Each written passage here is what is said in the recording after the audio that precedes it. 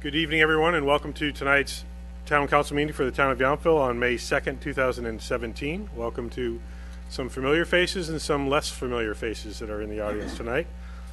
I'll invite roll call from the clerk, please. Councilmember Durham. Here. Councilmember Dorman. Here. Councilmember Moeller. Here. Vice Mayor Dornbecker. Here. Mayor Dunbar. Here. Please join us in the Pledge of Allegiance. I pledge allegiance to the flag of the United States of America and to the republic for which it stands, one nation, under God, indivisible, with liberty and justice for all. Thank you. Next is adoption of tonight's agenda. I don't believe we have any changes or corrections, so is there a motion to adopt the agenda? Don't all jump at once. So moved. And I'll second. Okay, we have a motion and a second. We're just waiting for our automated scoring system to show up. Please vote.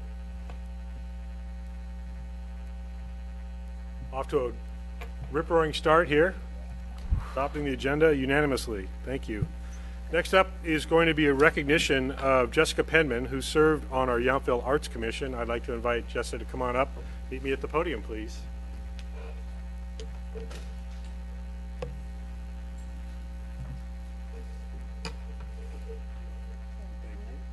So I'm going to come right over here. And I'm not going to forget, this is not for Joe. This is for you. Oh, thank you. Because that's how we do things around here. And we know you're not getting very far away, No, so. I'm not going very far. But I want to just read this certificate of appreciation. In recognition of contributions to the town of Yountville, honoring Jessica Penman, the town council and staff express a sincere thank you for your contributions and service to the town of Yountville as a member of the Yountville Arts Commission from July 21st, 2015 to May 2nd, 2017. Thank you very much. Take a picture of this one.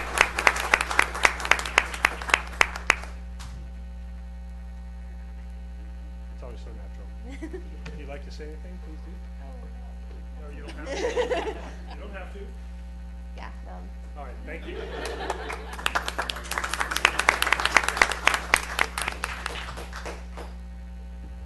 In my reference to not getting too far away from us, Jessica's already started at the Yountville Chamber of Commerce, so we're going to continue to enjoy her community service here in Yountville, so thank you. Okay, we have a series of proclamations tonight. The first one we're going to start with is recognizing May as Mental Health Awareness Month, and I'm going to invite to join me at the podium Christine Pataya, Vice Chair of the Mental Health Board. So if you could please join me.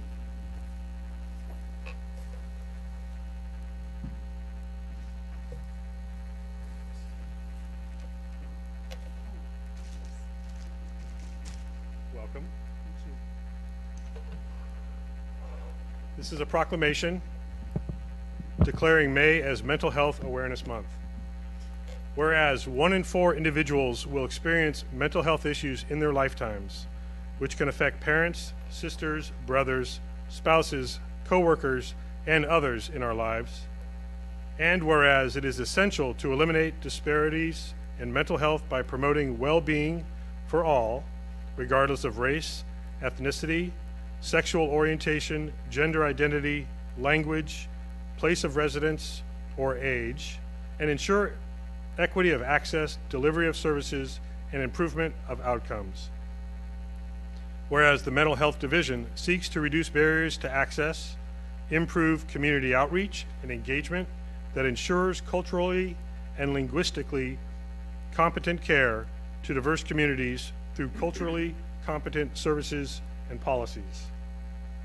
Whereas, while there is still much work to be done to eliminate disparities in services and increase education about mental illness, Napa County service providers are to be commended for their collaborative approach when working with individuals in need. Whereas a holistic approach to services, which includes prevention and early intervention, is an effective way to meet the needs of individuals at risk of developing mental health issues, individuals who are experiencing early onset of the symptoms of mental illness, or individuals with serious mental illness or severe emotional disturbance. Whereas there is a strong body of research documenting that with support and treatment, between 70 and 90% of individuals with mental illness have a significant reduction in symptoms and improved quality of life. Whereas every Napa County resident can be an ally by learning about and dispelling the myths related to mental illness and eliminating stigma by treating individuals with mental illness with respect. Now therefore be it resolved, I, John F. Dunbar, Mayor of the Town of Yountville, do hereby proclaim May 2017 as Mental Health Awareness Month in the Town of Yountville.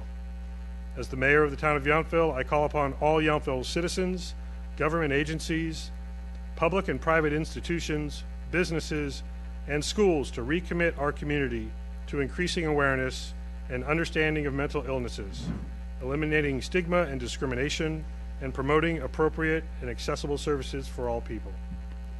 So, thank you very much for being here. We're going to do the same thing. Show it off. Thank you. I know you'd like to say a You're few right, words. I do. I'll tell you, this was quite a mouthful. So, Mayor and Honorable City Council, thank you for this proclamation today. I want to share a little of my thoughts about mental health. Each year, millions of Americans face the reality of living with a mental health condition. Thinking specifically about Napa County, 1 in 5 adults experience a diagnosable mental health issue each year, and the statistics vary by age, with 1 in 4 Napa teens reporting depression, related feelings, and 1 in 3 older adults, those over 60, needing help for depression.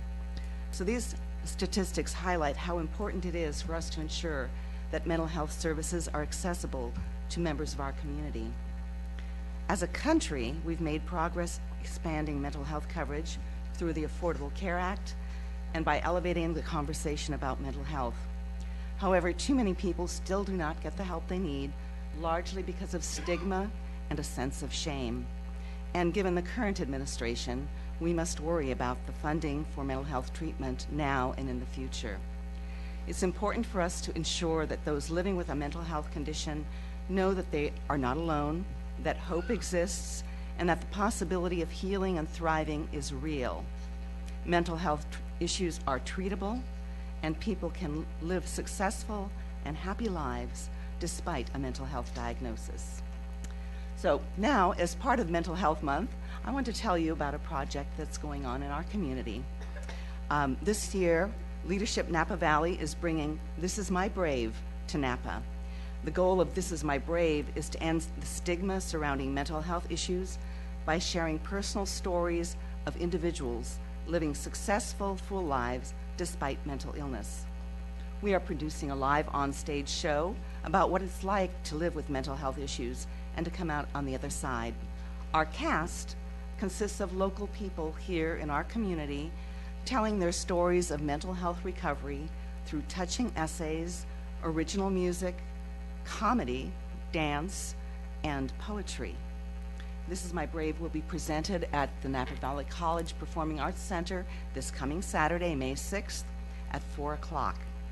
I want to share just a little bit about This Is My Brave and the organization's goal.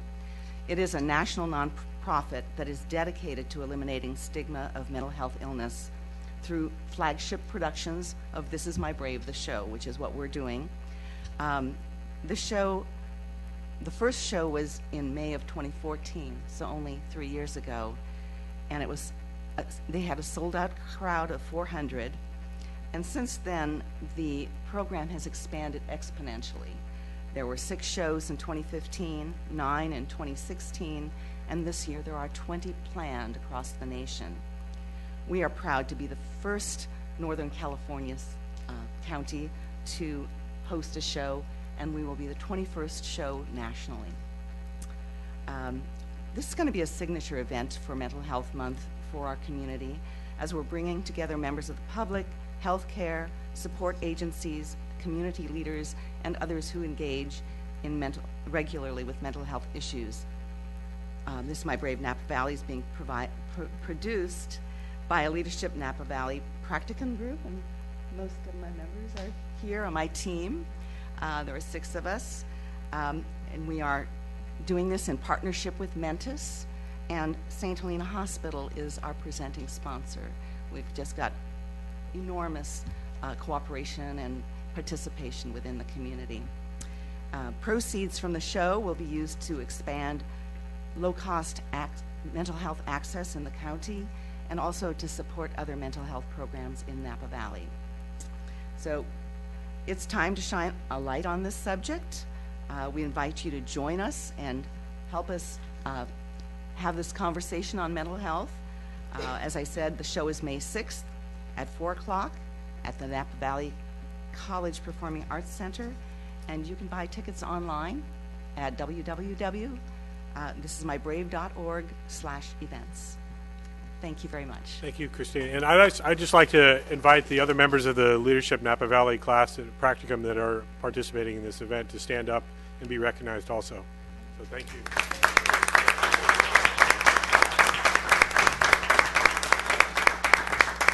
And at least one of you really knows how to make a timely entrance. That is very well done. Okay. Thank you very much for that. Our next proclamation is recognizing May also as Watershed Awareness Month, and I will be reading and presenting the proclamation to our Vice Mayor because she does represent us on the Watershed Board. So I will read that and present it to the Vice Mayor. This is a proclamation. Here, I'll do it this way. Okay. This is a proclamation recognizing Watershed Awareness Month of May 2017. Whereas Napa County's 3 major watersheds, the Napa River, Puda Creek, and Sassoon Creek, watersheds support forest, agriculture, urban areas, grass areas, industry, and marshes. Whereas Napa County's watersheds support a large diversity of wildlife and plant species. Whereas the beauty of the local watershed lands enrich the quality of life shared and enjoyed by each and every resident and visitor to Yountville. Whereas functioning watersheds are vital for a healthy environment, a safe and reliable source of drinking water, and a healthy economy. Whereas landowners, local governments, conservation organizations, and individuals throughout the town of Yountville and all of Napa County are working together to find ways to maintain, enhance, and improve the health of local watersheds. Whereas the residents of Yountville wish to celebrate local watershed efforts and raise awareness about the importance of local watersheds. Now therefore be it resolved, I, John F. Dunbar, as Mayor of the Town of Yountville, do hereby proclaim the month of May 2017 as Watershed Awareness Month in the Town of Yountville and encourage residents to learn more about local watershed lands. So, Thank you, formally, Mayor I'll turn it Dunbar. back to you. I'll be very happy to present this to the other board members and the staff at the Watershed Information and Conservation Council. And I wanted to bring to your attention the opportunity to learn more about the watershed because there is a watershed symposium coming up on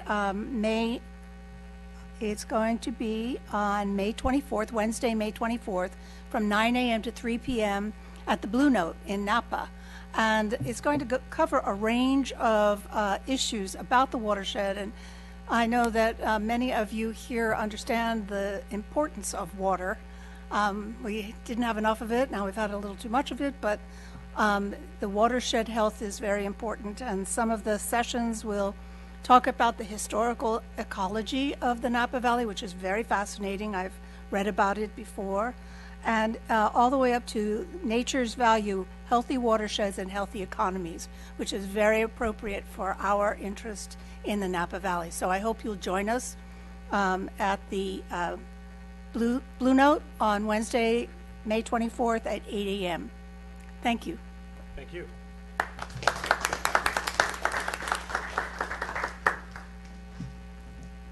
The Practicum has business to take care of. Rehearsals. That's right. Next up is Pat Ban. Did Pat Ban make it into the audience yet? Okay. I will go ahead and read the proclamation. The next proclamation recognizes May as Bike Month and May 11th as Bike to Work Day. And I think Pat must still be on the Vine Trail on the way up here. Yeah. So this proclamation is recognizing Bike Month for May 2017. Whereas the town of Yountville is committed to making the community safer and more convenient for bicycle commuters and encouraging increased bicycle use. Whereas riding a bicycle for transportation or recreation is a fun, endorphin-filled way to travel, and riding to work regularly can have significant health benefits, including improved cardiovascular strength and weight loss. Whereas an increasing number of visitors to the community are using bicycles and other active transportation for trips to local hotels, restaurants, tasting rooms, parks, and open spaces. Whereas programs like Bike to Work Day and Bike to School Day are important opportunities to both educate and encourage members of the community. Whereas the town of Yountville prioritizes the safety of all of its residents and visitors and encourages both bicycle riders and vehicle drivers to share the road and be respectful of other road users.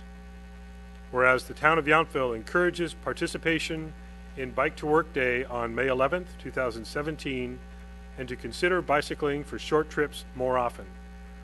Now therefore be it resolved, I, John F. Dunbar, as mayor of the town of Yountville, do hereby proclaim the month of May 2017 as Bike Month and May 11th, 2017 as Bike to Work Day in the town of Yountville.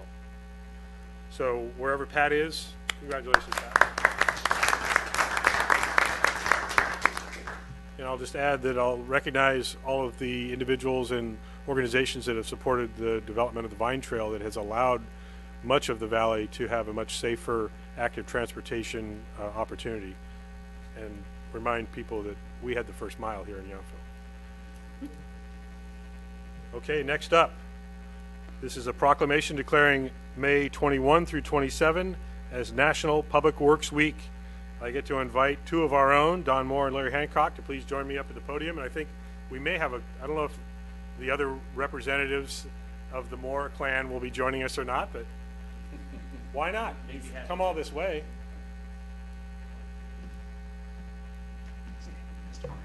No wine for this one. Good to see you guys. Good to see you, ladies. Nice to see you. Don't be shy. Come on up here a little bit closer. We got to get you on camera. There we go. This is a proclamation declaring May 21st to 27th as National Public Works Week. Whereas public works services provided in our community are an integral part of our citizens' everyday lives. Whereas the support of an understanding and informed citizenry is vital to the efficient operation of public works systems and programs such as water, sewers, streets and highways, public buildings, and solid waste collection. Whereas the health, safety, and comfort of this community greatly depends on these facilities and services. Whereas the quality and effectiveness of these facilities, as well as their planning, design, and construction, are vitally dependent upon the efforts and skill of Public Works staff. Whereas the efficiency of the qualified and dedicated personnel who staff Public Works departments is materially influenced by the people's attitude and understanding of the importance of the work they perform. Now therefore be it resolved, I, John F. Dunbar, Mayor of the town of Yountville, do hereby proclaim the week of May 21st through the 27th, 2017 as National Public Works Week.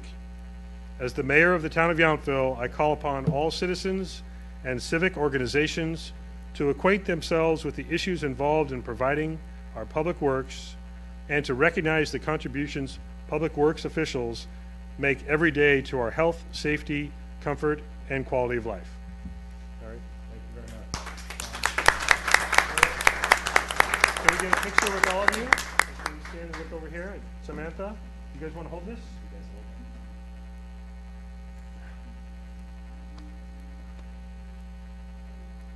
Good job. You guys want to say anything? Go ahead, somebody. I know you never do, but. Yeah, it's your turn. I did last year. I'd just like to thank Joe and Steve and the council for providing us with the tools to do a really good job. And since I came here, I came into an established. Come on, Larry, we need to get you on the mic. The world is listening. Since I came to work here, I came into an established crew, and I appreciate guys' hiring skills and hiring that great crew that I have. Thank you. Thank you very much. Thank you. And also, the council would like to thank Joe Tagliabashi as the Public Works Director and having a great staff that supports us, our whole community every day. So thank you very much, Joe. Next up, we have another opportunity two more opportunities to appreciate and thank some of our own team. This next proclamation is recognizing Building and Safety Month, and I will read this to Sandra Liston, our Planning Director. This is a proclamation for Building Safety Month, May 2017. Whereas the town of Yountville is committed to recognizing our growth and strength, that our growth and strength depends on the safety and economic value of the homes, buildings, and infrastructure that serve our citizens, both in everyday life and in times of natural disaster. Whereas our confidence in the structural integrity of these buildings that make up our community is achieved through the devotion of vigilant guardians, building safety and fire prevention officials, architects, engineers, builders, tradespeople, design professionals, laborers, and others in the construction industry who work year-round to ensure the safe construction of buildings. Whereas these guardians are dedicated members of the International Code Council, a U.S.-based organization that brings together local, state, and federal officials that are experts in the built environment to create and implement the highest quality codes to protect us in the buildings where we live, learn, work, worship, and play. Whereas our nation benefits economically and technologically from using the international codes that are developed by a national voluntary consensus codes and standards developing organization, our government is able to avoid the high cost and complexity of developing and maintaining these codes, which are the most widely adopted building safety and fire prevention codes in the nation. These modern building codes include safeguards to protect the public from natural disasters such as hurricanes, snowstorms, tornadoes, wildland fires, floods, and earthquakes. Whereas Building Safety Month is sponsored by the International Code Council to remind the public about the critical roles of our community's large unknown guardians of public safety, our local code officials, who assure us a safe, efficient, livable building environment essential to keep America great. Whereas code officials, partners in community safety and economic growth, the theme for Building Safety Month 2017 encourages all Americans to raise awareness of the importance of building safe and resilient construction, fire prevention, disaster mitigation, and new technologies in the construction industry. Building Safety Month 2017 encourages appropriate steps everyone can take to ensure that the places where we live, work, worship, and play are safe, and recognizes the countless lives that have been saved due to the implementation of safety codes by local and state agencies. Whereas each year in observance of Building Safety Month, Americans are asked to consider the commitment to improve building safety and economic investment at home and in the community, and to acknowledge the essential service provided to all of us by local and state building departments, fire prevention bureaus, and federal agencies in protecting lives and property. Now therefore be it resolved, I, John F. Dunbar, as the mayor of the town of Yountville, do hereby proclaim the month of May 2017 as Building Safety Month in the town of Yountville. Accordingly, I encourage our citizens to join with their communities in participating in Building Safety Month activities.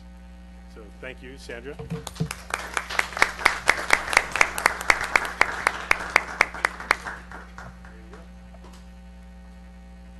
Are you saving your comments for the rest of the meeting, or would you like to share some Well, The now? proclamation says it all, so. There you go. Remember that, council members. Brevity. Brevity. We have one more proclamation for May 7th through 13th, recognized as Municipal Clerks Week. And I would like to read this to our clerk, with whom we trust every day to keep us straight, and we couldn't have these meetings run efficiently without you, so thank you very much, Michelle. This is a proclamation recognizing Municipal Clerks Week, May 7th through 13th, 2017. Whereas the office of the municipal clerk, a time-honored and vital part of the local government, exists throughout the world. Whereas the office of municipal clerk is the oldest among public servants. Whereas the office of the municipal clerk provides the professional link between the citizens, the local governing bodies, and agencies of government at all levels.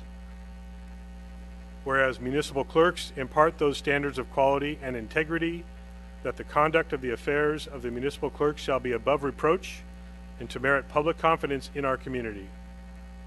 Whereas municipal clerks have pledged to be ever mindful of their neutrality and impartiality, rendering equal service to all.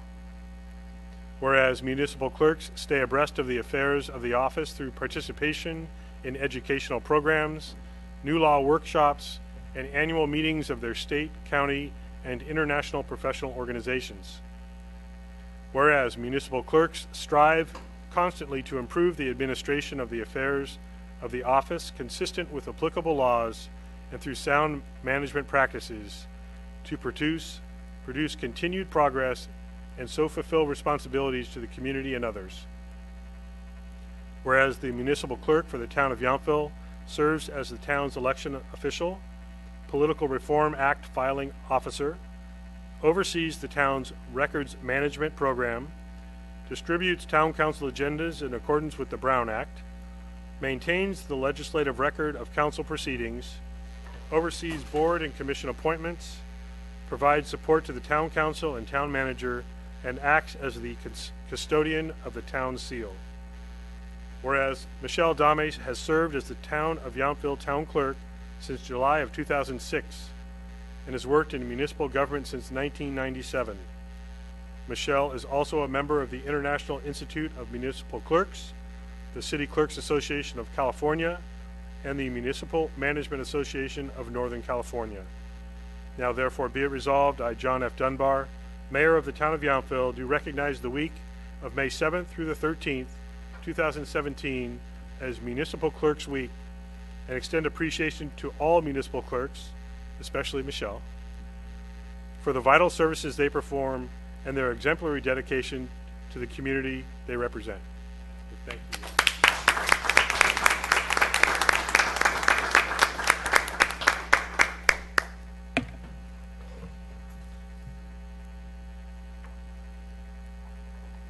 That's the fun part of the job, when we get to recognize everyone that makes us all look good up here at the dais. Next up is public comment, agenda item number 6. This is an opportunity for anyone in the public to address the council on anything that's not on tonight's agenda. We will be having public comment opportunities for the public hearings that are agendized, so anything that's not on tonight's agenda, now would be the time. Ms. Reeves, yes? Pam Reeves, 6887 Jefferson Street.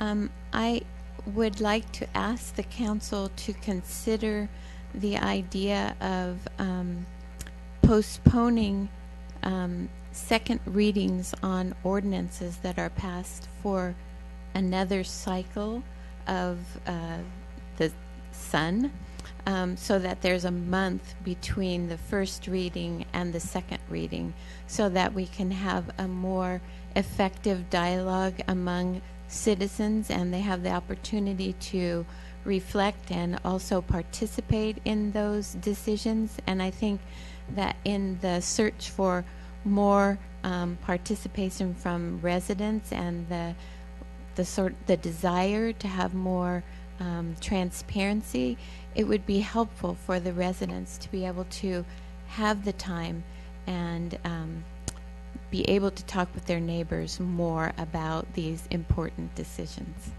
Thank you. Thank you. I don't know if the town manager or the town attorney would just like to explain what the law says about first readings and second readings of ordinances. Yeah, so for non-urgency ordinances... Are you on there? Yeah, I am. Is that better? Yeah. For non-urgency ordinances, which are the overwhelming majority of ordinances that the council considers, there needs to be at least 5 days between a first and a second reading. And that's typically accomplished by having it at regular meetings as on the Tuesdays when the council typically meets. So the minimum required by law is 5 days, and we provide at least 2 weeks. That's correct. Okay. Thank you. So anyone else like to speak on an item not on our agenda tonight? Seeing no one else, we'll move ahead to our consent calendar, and we are going to be pulling item 7B, not ironically about a second reading. That's the only item that I have pulled, so we have items A, C, D, E, and F for consideration.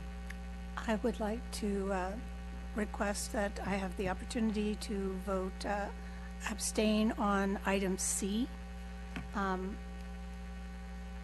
Otherwise, So we need to pull that to have, not to have, well, we can just have it as a separate vote, right?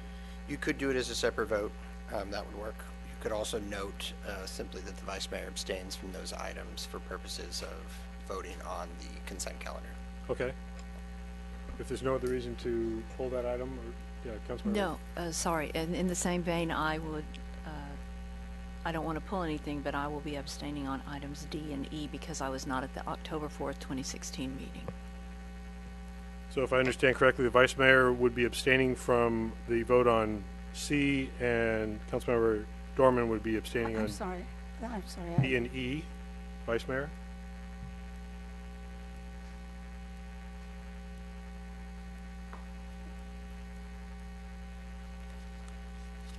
yes, C, thank you. So is that clear, Yes. Michelle? Yes, it is. Okay, and so that's the way we need to do that, Gary?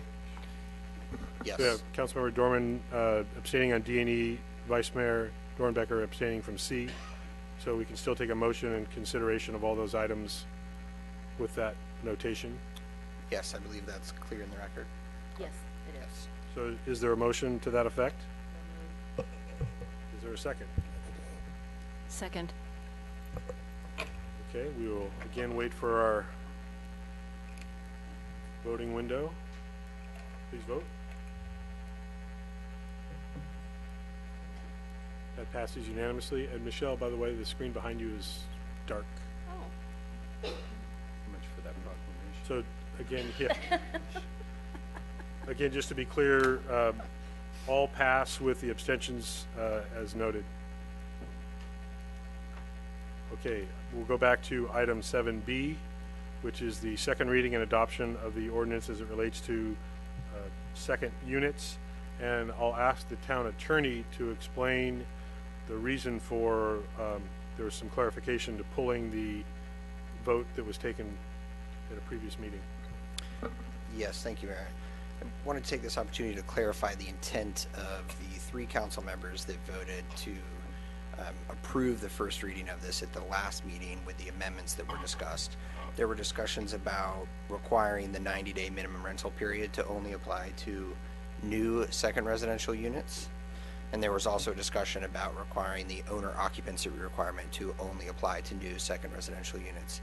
I just wanted to clarify that that was in fact the intent of Councilmember Dorman, Moeller, and the mayor that voted in support of this going to second reading. And if that is the case, then this is its second reading with those 2 requirements in place. But wanted to clarify for the record that that was the intent of all 3, and just to take this opportunity to answer any questions. Are there any questions of council? Seeing none, would you like a roll call vote on that just for total clarity? Or actually, do we need to ask the motioner and seconder first if that's okay? And also public comment, I think, too. Prior to that vote then. So now would be the chance. Anyone who would like to speak again to this item that we discussed as a first reading and now we're considering for second reading and adoption?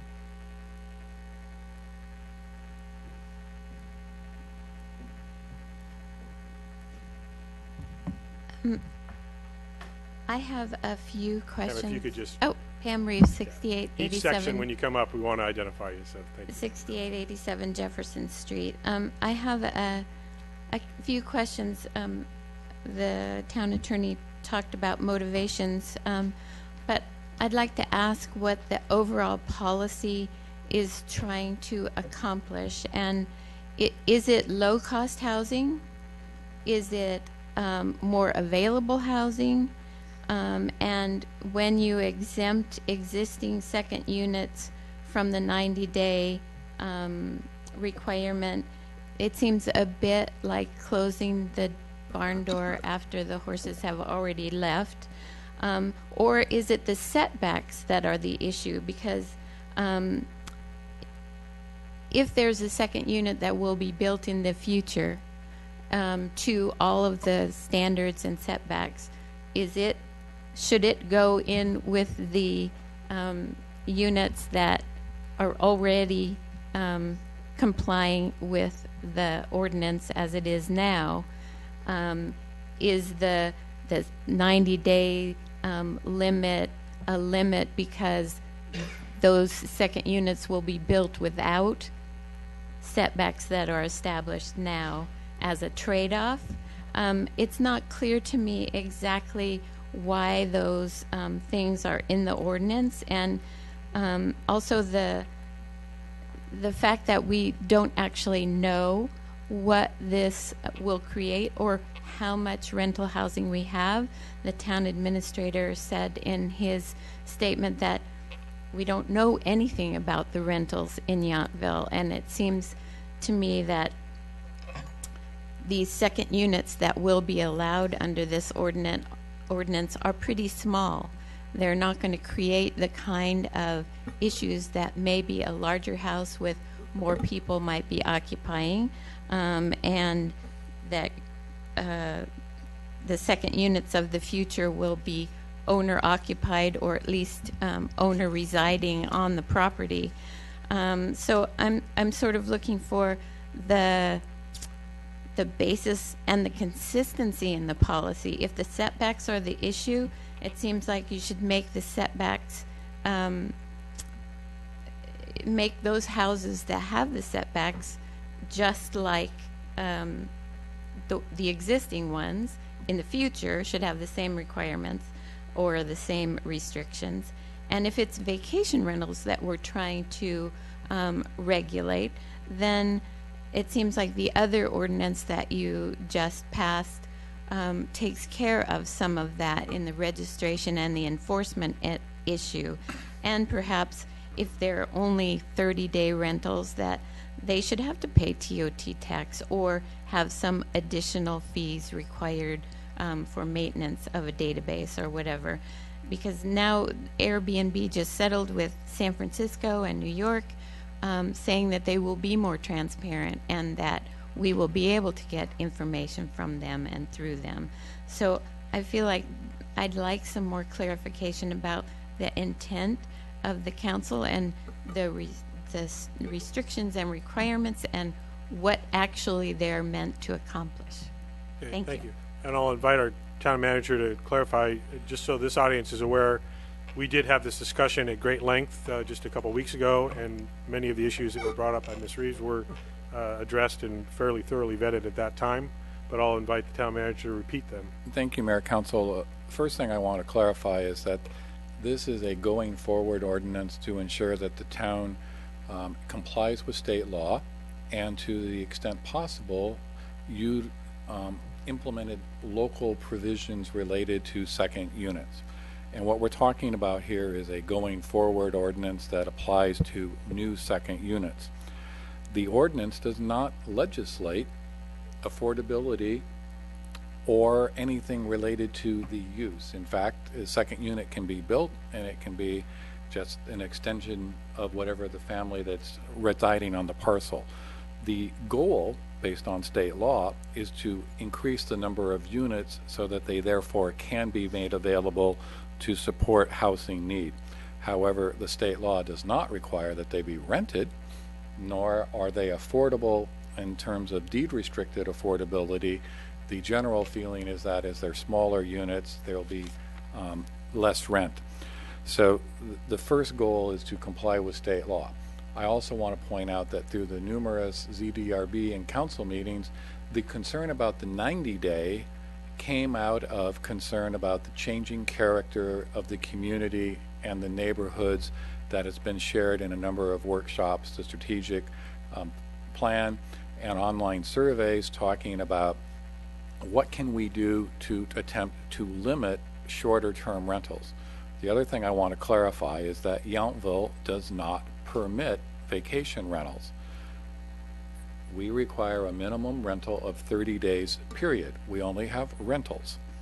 So when we talk about vacation rentals, we're generally talking about illegal vacation rentals, renting less than 30 days. This ordinance, second unit, deals with the permissive nature of the change in state law to allow additional second units to be built. So what I would like to point out is that in this particular case, that was a community concern. The input came from the ZDRB workshops, the ZDRB members. They presented that to the council. The council on a split vote has kept the 90-day requirement in, and I think that speaks to their intent. But this is not about affordability, it's about getting a unit built so that it in theory can be rented. And this will bring the town into compliance with state law and exercise local options where appropriate. Thank you. Gary, did you have anything to add to that? I think you covered it pretty thoroughly, but if you do. Nothing to add, Mayor. Okay. Any other members of the public like to comment on this? Seeing no more, I'd bring it back for consideration by the motioner and seconder and myself. So I think we should start with the motioner. Does it matter, Gary? I think at this point it's a, excuse me, a new motion and a new second and a new roll call vote. Okay. So I'll invite Councilmember Dorman to. Well, thank you. And before I make the motion, I would like to, one reason that, as I've listened to public comment and reviewed the state law and our local laws, it did come clear to me that we as a council maybe didn't give a succinct policy reason for the motion and our votes. And so I just wanted to say that, to sort of try to explain that. We do have a lot of second owners. I have heard a lot of community comment about that it is changing the character of our neighborhoods and therefore possibly the character of our town. I want to be sensitive to that. I want to be sensitive to people who already are in a certain position based on a certain set of facts and circumstances and what a major change, for example, owner occupancy might mean to them. I want to be sensitive to what a 90-day owner occupancy requirement might mean to us. I think it would, we as a council, and really almost everyone I've talked to out in the community talks about we need to have, whether we call it affordable housing or whether we call it housing that will allow someone to live near where they work, or whether we call it housing that will bring in couples, families, singles that want to make their home here and make our community more vibrant and diverse. That's what I have heard no one in disfavor of that. So that is what I am trying to do from a policy standpoint with this motion. Is we have identified at least 50 rentals that are on VRBO or HomeAway, and I feel there are others on Craigslist that probably haven't been identified. So I feel like we have a silo of 30 plus days, those kinds of rentals. We have a silo of people who are long-term renters here in town. I mean, I know some people who have rented where they live for 20 years. And maybe it's a primary unit, maybe it's a secondary unit, but to include those people too. But what I think we are missing, and what I have heard as a town and as a council say, is we need something that can get people a foot in the door in Yountville and get them invested in our community. And if we have a 90-day minimum and we have an owner-occupied requirement, it's my opinion, and the reason I phrased the motion as I did, is that will help us get to where we all seem to want to be going. It will give us that other leg of the stool for our town to stand on, because we will have people coming in who are then able to make this their hometown, whether it is because it's a smaller unit and therefore affordable, or whether it is because they are a caretaker with a family. So that is sort of the background of my thinking on the motion. Thank you. Councilmember Mueller, you were the seconder of the original motion. Comments? Well, I'd just like to add that when we had our original, or the other ordinance that talked about 1 month rentals, that was done actually quite a while ago, much before this plethora of these vacation rentals really came into existence. Now that they're here, I think this is a very appropriate way to handle our new secondary units, and it's not, we really don't go backwards. You know, if we have an ordinance with something that may be new, we don't go back and try to, like, you know, regulate it in retrospect. So that wouldn't really be fair, because those people came under those rules kind of made at that time. So I think this is a very fair, as our town manager nicely put it, you know, moving forward ordinance. It's just much like, you know, many things with building codes. If you have to have sprinklers in your new residence now, we're not going to go back and make every house in town now have sprinkler systems. So it is a moving forward, and we're doing it not to be punitive to anybody, but to be inclusionary to anybody who will now move into our town. So I still agree that we are moving forward in the right way for the town of Yountville. Thank you. Councilmember Durham, did you have any comments? No. Vice Mayor, any comments? My comment is that with a minimum of 30 days, there are some people who abuse that, but that does not preclude owners from wanting people to rent for 90 days or longer. I just feel that it's overreach to people who may be inclined to build additional housing on their property, but will not because of that, and so I cannot support it. Okay, thank you. Much of my comments from the previous meeting have been shared already. One of the other reasons that I support the 90-day minimum of at least either the primary or the secondary residence is also because of the concern we've heard from our residents about living on a street and they never see their neighbors because they're always gone. They live here as a second or third home, or they rent and those people are gone every month, and so there isn't that sense of community like there used to be.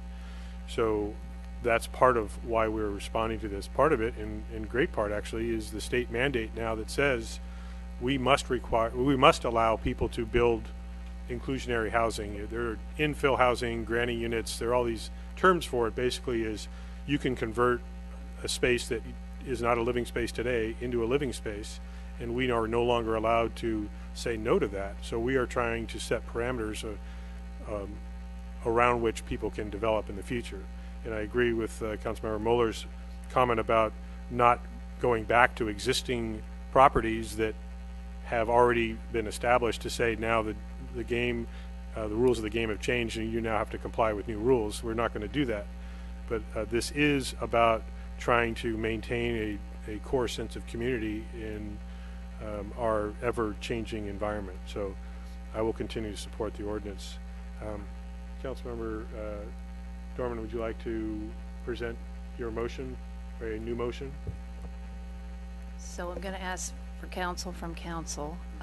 I'd like to make a motion to adopt ordinance number 17-459, amending Title 17, Chapter 17.116 of the Yountville Municipal Code, Second Residential Unit Ordinance Requirements, with the addition, with the clarification that neither the owner occupancy nor the 90-day minimum rental apply to permits already or rentals already in existence. What's the better way to say that? That they would apply to any future. They would apply only to maybe that's future. it, that they would apply only to permits issued after this ordinance becomes effective. Right. So to clarify language that would effectuate that, the sentence, this subsection shall only apply to a second residential unit for which an application is approved on or after the effective date of this subsection, is currently included in 17.116030A3 of the ordinance in front of you. And based on the intent from the last meeting, it's also included at the end of A4 of that same section. See how much lawyerly it sounded when he did that, even though I know you're an attorney as well.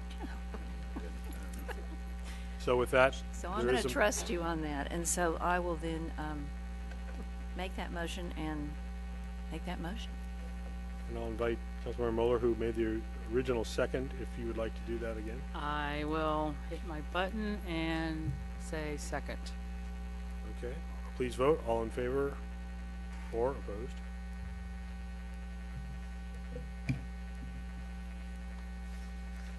So that passes 4-1. So that second reading does go into effect the 30 days from now. Gary, is that right? That's correct. Thank you.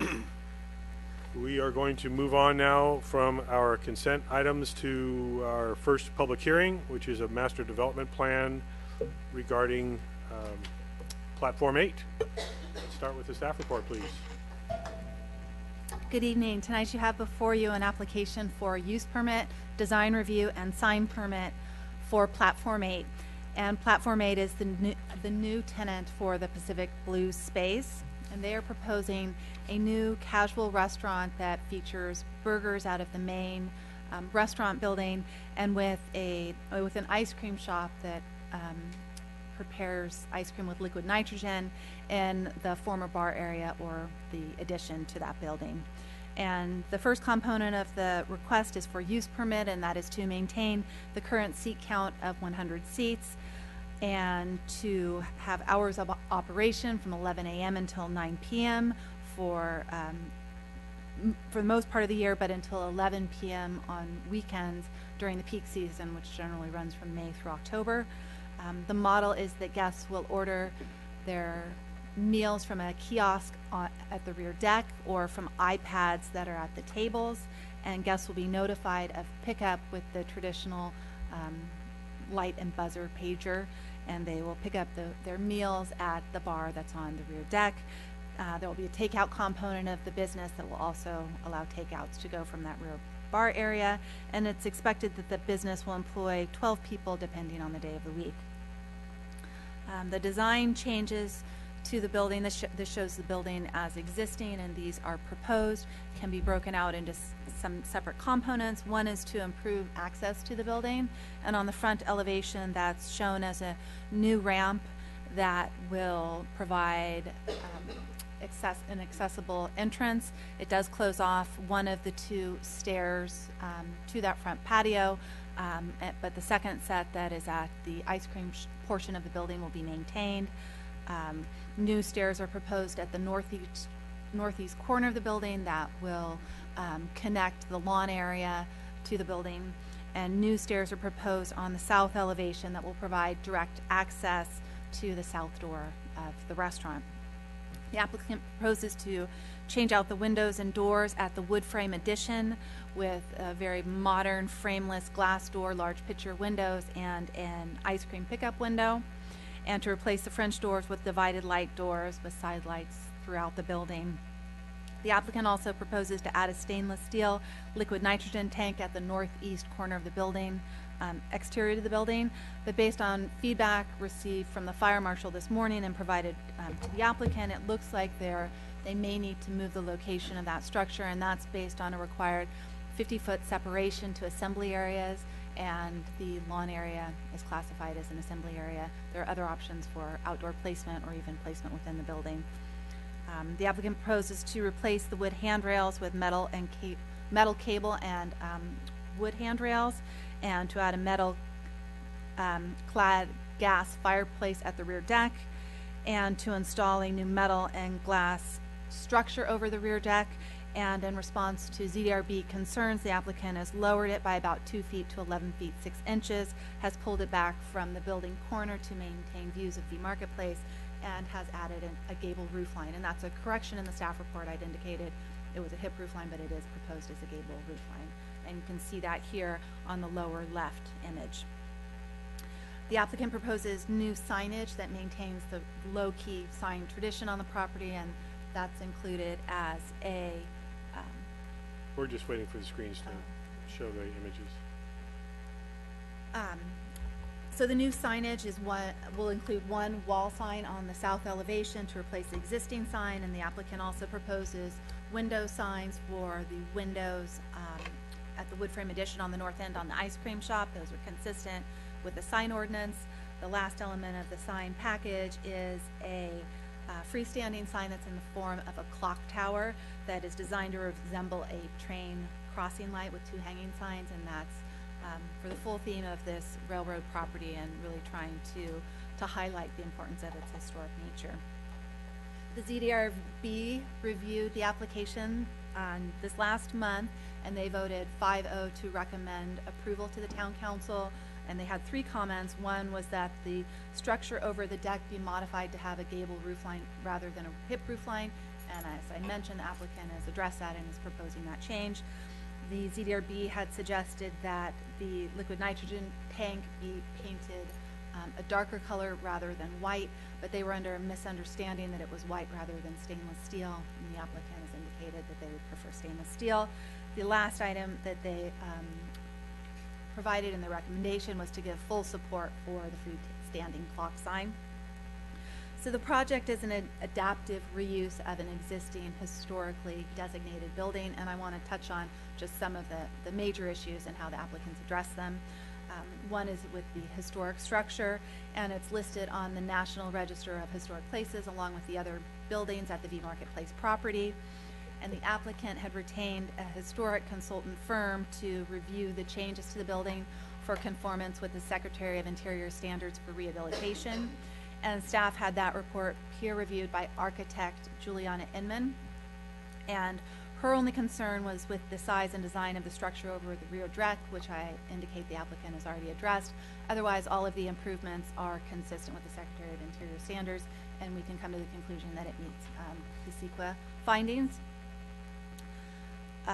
Another issue with the design relates to floor area issue, and it's evaluated in the staff report because the applicant has proposed to remove a non-ADA restroom in the area of the breezeway and to replace it with a 64 square foot grind room with a viewing window onto the back deck. And the area of the addition is under an existing roof line, so the addition does very little to increase massing, and FAR is all about the massing of the structure. And what this amounts to is just a 0.02% increase in FAR, which we consider de minimis and consistent with the town standards. So those are all of the issues related to design. Those that relate to the use permit relate to the restaurant use of the property. And Pacific Blues operated under a use permit that was most recently modified in 2007. That approval included a site plan that showed 80 seats on both front and rear decks and inside the structure. But that was not expressly noted in the permit itself. It was by exhibit. And sometime since then, Pacific Blues added 20 seats, and that was the number in use when they closed. The applicant is seeking approval to maintain the existing 100-seat count. And the seating location is slightly modified based on the new ADA ramp on the front elevation, and all seating will be removed from there and pulled inside the building into the back deck. The increase in seating, the issue is related to parking, and this is on the V Marketplace property where there are 47 excess parking spaces over and above the demand for all of the existing uses on site. So the 80-seat restaurant and the ice cream shop requires 8 additional spaces. We can deduct this from the 47 that are already on the lot and still meet the full parking demand, and that's how staff is proposing we address the increase in seat count. The proposed hours of operation, as I mentioned, are from 9 a.m. to 9 p.m., but until 11 on weekends during the peak season. And it's noted that this is an outdoor use and that there are lodging properties in close proximity. However, I note in the staff report that there are other nearby businesses that are open until 10, which includes Hurley's, 10:30, which is Bistro Gentil, and that the outdoor dining at Bouchon, which adjoins to lodging properties, is open until midnight. So we've included a condition allowing the business to be open until 11 p.m., but the council could pull this back if you so wish. We do note that the business will be subject to a 6-month review and then an annual evaluation as part of the use permit monitoring, where we can evaluate impacts as to noise and other impacts with what may be a late hour. The liquid nitrogen tank is the only other issue I want to note, and I mentioned as of this morning the fire marshal had raised his concern as to the assembly area. Otherwise, the tank meets the requirements for the setback of the building, to the setback to exits, and that if the applicant wishes, it could be moved indoors. In that case, it will be reviewed at time of building permit issuance when we have the full set and we have really the full application to review in terms of the mechanical code and the building code and the heightened indoor ventilation requirements that would be required for that. It's raised as an issue at this time because the applicant would have to demonstrate at building permit stage that it is safe in its proposed location before the permit would issue. And lastly, the signs are the third element of the proposal before you, and the signs are generally consistent with the sign ordinance requirements for location, number, and maximum size. The freestanding clock sign is the only unique sign in this application. It's on the site of a master sign plan property, and freestanding signs are generally intended to identify the site as a whole or all businesses on site. This sign does not do that, but it still could be approved as a freestanding sign. That's noted for your information. And I do note that the ZDRB recommended approval of the clock sign, believing it to be a positive design element for the historic railroad tied to this property. So we are recommending approval, and I've included the proposed conditions in the resolution before you tonight, and I'm happy to answer any questions. Thank you. Questions of the staff report from council? Any questions? Councilmember Moeller? I don't think I have any questions at this time. I have some comments, but questions later, thanks. We're going to hold on to that. Yes, Councilmember I'm Durham. sorry, I'm under parking, but there's no employee parking management plan? There should be. I'm sorry if I missed that. I don't see it under the parking on page 5. Of the staff It's report? Of the staff report, but it is Oh, on I'm the... sorry. It's in the conditions on page 9. It that is, they would okay, very good. participate. Excellent, thank you. Councilmember Dorman? Thank you. So for the liquid nitrogen tank, are we requiring any extra insurance? No. And could you, I don't think I followed you exactly. The proposed clock sign will, I understand it won't be for the whole property. It will be only for platform 8. Would that then necessitate any kind of a variance or any kind of a special finding, or is it just, it goes into the whole ball of wax of master sign plan? Exception findings are required. It's not a variance, but it is very similar to a variance. Okay, so we would need to make an exception finding. Yes. And the bathrooms, who determines how many bathrooms are necessary? That's determined based on California Building Code, and it will be evaluated at time of building permit issuance. We have received an ADA report from the applicant team evaluating all restrooms on property and indicating that it meets that standard, but nonetheless, I'll need to demonstrate that at building permit stage. And so if it doesn't meet that code, then another bathroom has to be added somewhere? They would have to meet the code, yes. Okay. The parking that might be leased, would it be dedicated parking, or is that a question for the applicant? It's not leased parking because it's on the V Marketplace property that already has developed parking lots. Okay, well, So it's part of the allocation of the on-site parking to the existing businesses. so it would just be allocated, and would it And be it's not- dedicated it's like not these are for? dedicated, it's Okay. first come, first served. All right. That's the current condition with the previous use. Yes. And have we heard from Railway Inn on this particular project? No. Okay. Thank you. Thank you. Vice Mayor, any questions of the staff report? No, my question was about the nitrogen tank, but I'll wait to hear from the applicant. My only question, Sandra, is do we need to define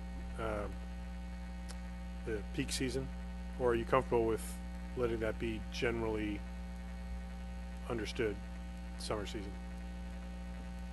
I was okay conditioning it until 11, but we could be more specific as to peak season. It is part of the application, which would limit it. but we certainly could be more It seems specific. that we have done that before, that we have identified months We have. that are defined as peak season. We So have. what would your recommendation be for the months of peak season? May to October.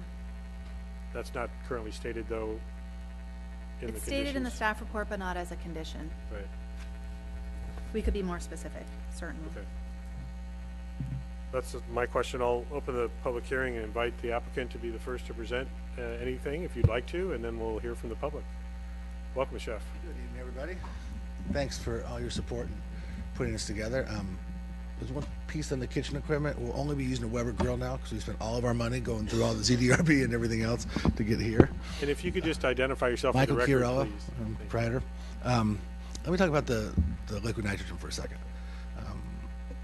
When you look at gases, inert or active, and how those are made to be so, every winery with glycol, and lots of wineries with nitrogen. I think the French guy behind me probably has some. All hospitals, all doctors' offices, there's 1,000 places. The 50-person setback, I was a little bit shaken with, to think that you would, if we're concerned about volatility, the concept of moving it into a closed space is a little surprising to me. We will work with the fire marshal. I think he's got a couple other things he can help figure out. We will take yet another expert and go through any gaseous causes of displeasure here. The idea is really simple. The clock,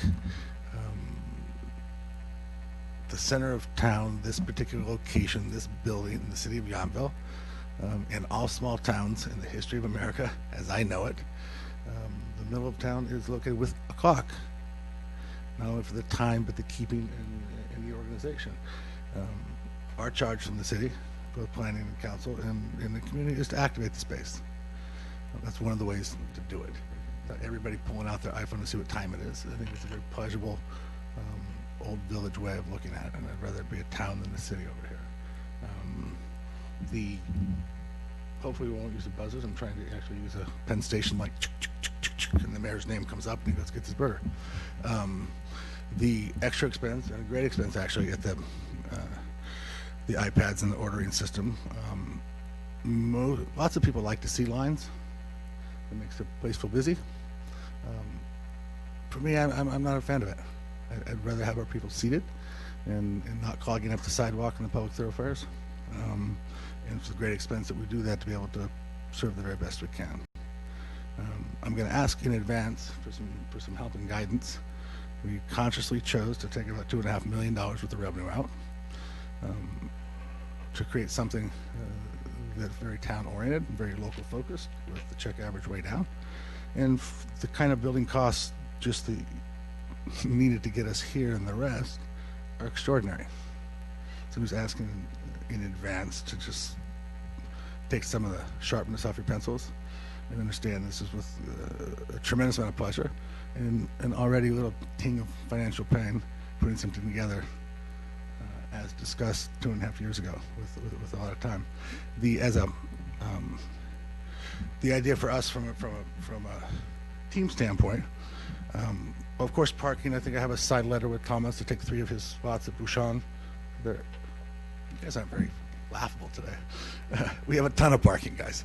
Yeah, we have master plans for our employees and what they do. We bus them in. We have little helicopters that can bring them from whatever. We are very set up to be able to handle this in a wonderful way. As a concept for our team, we love it with when I look at something, I first look at what does the community need. The financial component is important at some point, and you don't want to have to close because it doesn't work. But Bottega sitting at one spot, Ultimo filling an entirely different direction, feeling an emotion, and where Platform 8 is, which is in Milan, my favorite platform that takes me to my favorite spots in Italy, does the next thing. But for our team, it allows somebody to come in at college, at a private college, at $65,000 to $70,000 a year. We provide a university right there where they can start at Platform 8, work their way into Ultimo, up to Bottega, then backwards as managers and the other way. And our locals, and I think the hospitality industry provides an extraordinary opportunity for our Latino friends in the community to be able to build and see. And with these 3 properties doing what they're doing, I think it fills a wonderful community need that's not often filled. There was another concern about something we were talking about. Anything else? Anybody popped up? Jeffrey, do you have something? Maybe it was the existing seat count being higher than the original. They've been that way for 7 years. Yeah. Work with us, please. it's a $12 check average. The only other thing that historic elements, I think that you've already identified is. And we've is taken being off the preserved. non-historic elements of the building to bring back its original luster. There were a lot of stuff added to the exterior of the beautiful building that we're removing and bringing back. I think as a gathering place, the patio and the area and the traffic flow. My partner David's done an amazing job putting how all that works together. We're having an interesting relationship with the basement, very intimate relationship with the basement. We're looking forward to that leveling out. As a concept, just for the help of understanding, is to take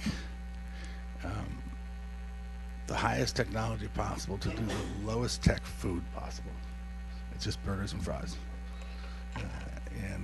and that juxtaposition up against a vintage building and high technique. It's not where you would see it. The Nitrogen's the only place you really see it. Everything else is just to deliver the simplest, most basic burger possible with the aha that I can't believe that this tastes like this. So it has lots of fun bells and whistles, from a potato cannon that goes in our grinding room, so the kids will really enjoy it. Shoots a potato 50 miles an hour, gives us the perfect shape and size and smoothness. The idea is to have it be experiential. And really be able to not just eat, but be entertained while you're there.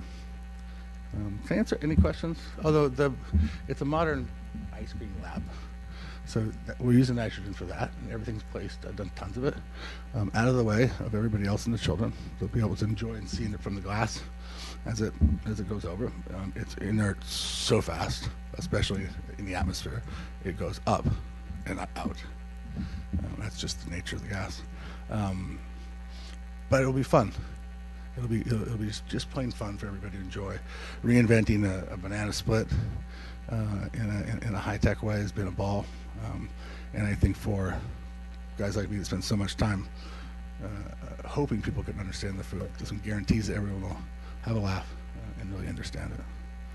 I'm happy to answer any questions of anybody about Any that. questions of the applicant, Councilmember Moeller? What size are you proposing for the liquid nitrogen tank? And how many liters will it be?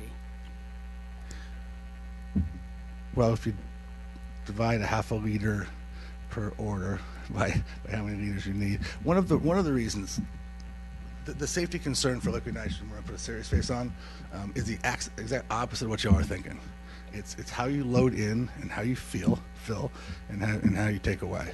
The larger the tank, you can hose fill it, and it's much safer than rolling a 250 liter or 500 liter tank in and out.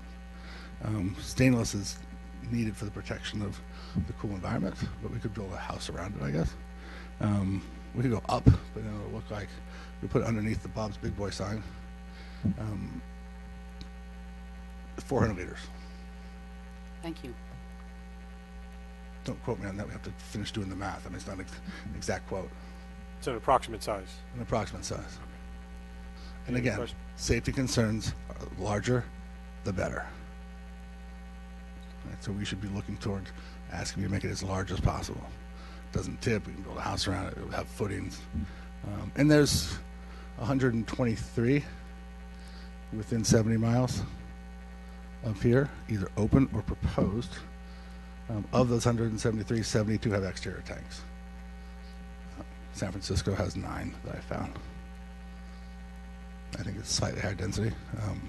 So we're looking forward to meeting with and introducing our fire marshals from various municipalities to have the conversation. Other questions? Councilmember Dorman? Thank you. Thanks for coming tonight. Of course. How often do you think you'll have to, is the tank replaced or refilled or? Refilled. And so how often do you expect that to happen? You know, it's often, I hope. I get that. No, it's expensive to get things like that up here.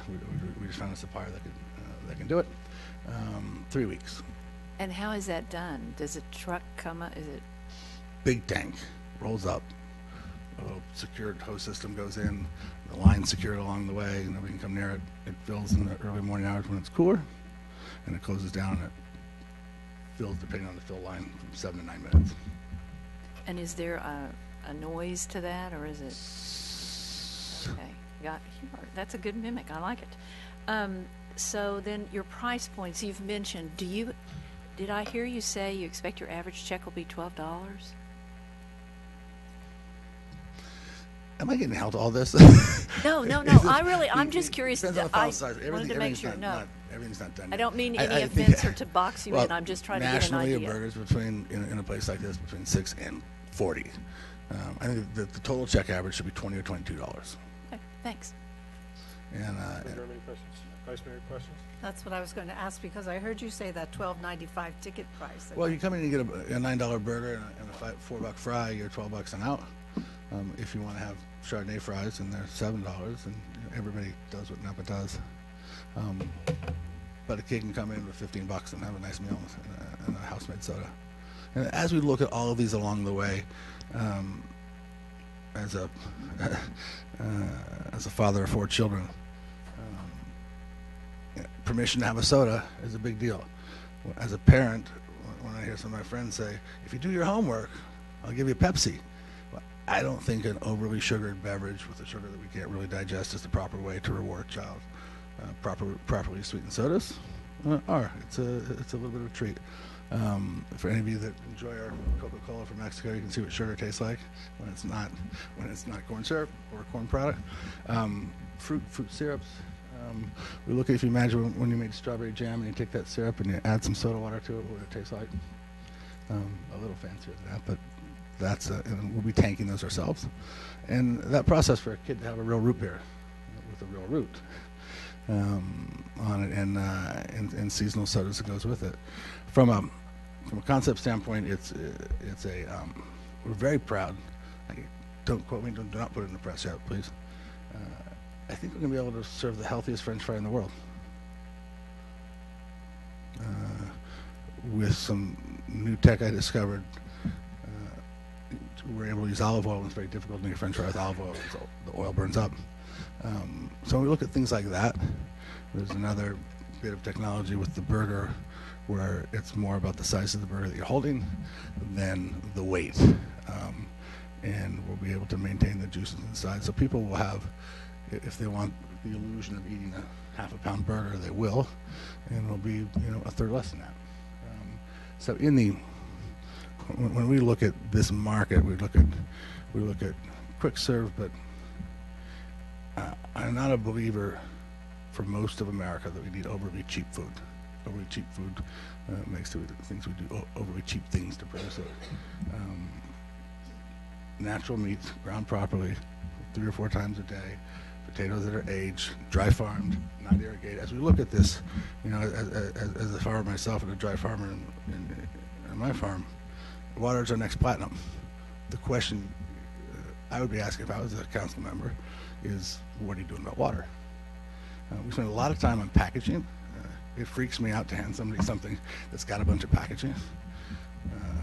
My buddy over here, Mrs. Zito, who's not the ball player, created and designed a really interesting snail pack that wraps around the burger. It doesn't need so many other things with it. We want to solve some problems and make sure your fries get to wherever you're going crispy, which is a big deal, but not over-package these things. I feel horrible when somebody hands me a bunch of paper and I take 9 minutes to eat it and then I throw it away. So we spend a lot of time addressing what those are, making sure that the young folks working there will be good stewards and learn how to be good stewards as they go forward. I'm going to reserve questions or comments for later, so thank you. If Do you have there are anybody menu else? menu suggestions? No, we'll worry about that. Anyone else from your team before I invite other members of the public, or are we good? Right, okay, great. Thank you, Chef. Thank you in advance. Any other members of the public like to comment on the Platform 8 application? Now is your chance. you're going to keep your streak alive, Ms. Reeves. Every item. Pam Reeves, 6887 Jefferson Street. I really appreciate the chef's introduction about his concept, and I don't have a quarrel with his concept or his intentions, but I do have some questions about the staff report sort of glossing over the 80 seats that are approved and the 20 seats that are out of compliance and how that affects parking. Parking is a major issue in our town, and I would hope that there is some discussion about why 80 seats were the approved amount and why you would then intensify the use permit to allow 100 seats. So that's a question that I would have. And the other question is that the bathroom removal, this is an applicant who this is his second application that removes bathrooms from the vintage 1870. What will be left from there are the bathrooms that are associated with the outdoor use and the bank of bathrooms at the back of the vintage property, which are relatively old and need updating and are not very numerous. So I really would like more explanation about the number of restrooms that are required for however many seats are approved, and that when you have an ice cream place, I would hope that there would be a family bathroom included in the requirement, one that has changing tables and all of that, and that might be in addition to the two that are shown on the plan, but it just seems like there's more potential for need of bathrooms, not only from the restaurant seating, but from the additional use as an ice cream parlor at the corner. And whether it's takeout or sit down, you will still need those kinds of amenities. And then the other item is the liquid nitrogen tank. I find it hard to think that this is an artistic expression. It's more like a notice or an advertisement or a visual knock so that people will come over to figure out what that is. And I would like that to be shown as a sign. And I really feel like most other places in town, utilities are meant to be screened. And unless this is an artistic representation of a tank, then I don't think it's proper for right in the center of town to have a big stainless steel tank like that. There's no other place in town that has anything like that. And I've been to several of these liquid nitrogen ice cream parlors in Berkeley and San Francisco. There's always a glass screen between the patrons and the tank. And I feel like it would behoove Yountville to observe that policy that is already kind of a thing with these liquid nitrogen tanks, to keep them separate from the public rather than putting it down where public is maybe touching it or coming too close to it or whatever. I just feel like it's not an art installation. It's a part of their use, and it should be housed in their premise. It could have a glass wall if they would like, so that people see that they are using that. But I don't see that tank as a feature that should be highlighted for the town. Thank you. Thank you. And I'll ask Sandra to address the questions about the 80 seats and to 100 seats and how that impacted parking. Was Pacific Blues in compliance with its parking requirements, which would mean this applicant would still be in compliance? The other question is the required number and the amenities of any bathrooms.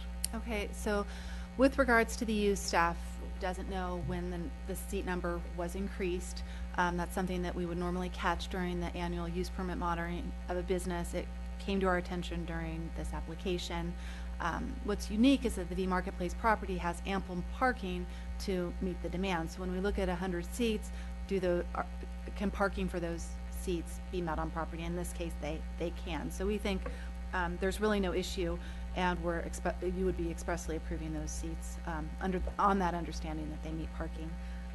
When it comes to the restrooms, there are the 2 ADA restrooms on this building, as well as others on property, and they will be held to the plumbing code bathroom count for restrooms, and they'll have to demonstrate that they meet that. As I mentioned, their ADA consultant indicated that count is met, but we'll have an independent review of that during the building permit stage.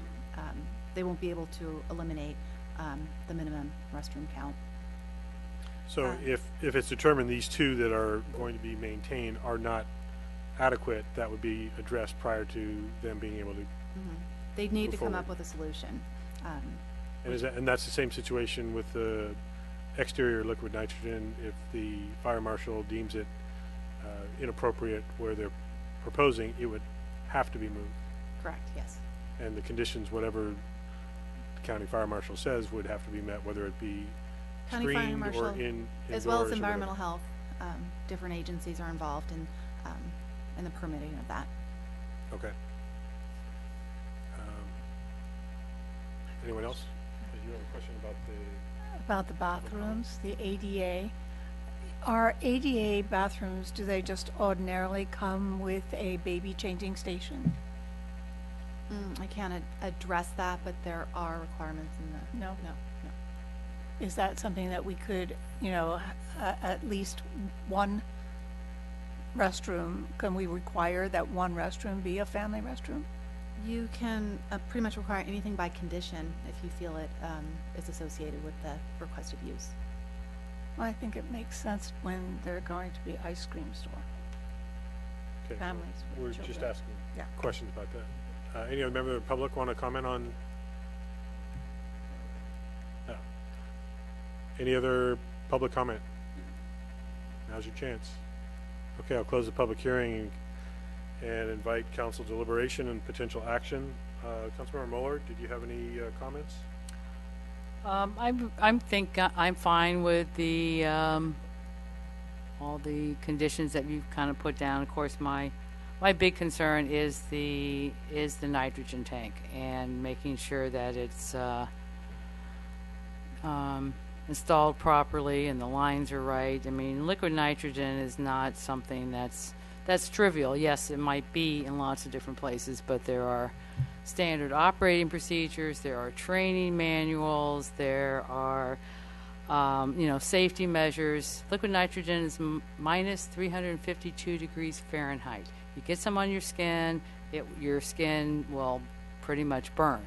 And if you aren't trained in how to use it, there's definitely going to be some issues. So, and something that's also very important, if liquid nitrogen escapes and it's inside of a building, it's heavier than oxygen, so oxygen will be removed and you can become asphyxiated very quickly. So it's something that I think is going to be really important when you put together all the final safety features, and whether it's going to be inside or outside. All these tanks are usually contained in a steel cage with a diamond marking on them. And regarding the color, they come in kind of standard colors. It really depends on the size. So if it's going to be, it says 400 liters, that's going to be a 5-6 foot tall tank that's about 3 feet wide. So it's going to be pretty big.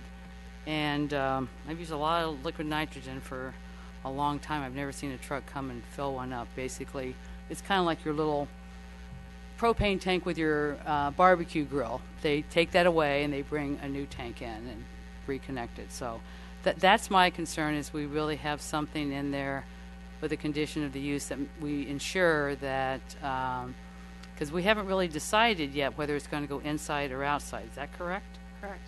Yeah, so I really, Proposal is outside, and it's also been made very clear that health and safety codes would need to be met, whether the fire marshal says it can be outside, screened, unscreened, or would need to be put inside. yeah, so if the fire marshal has all those prescribed, do we know, have you talked to the fire marshal? Yes. And what did he say?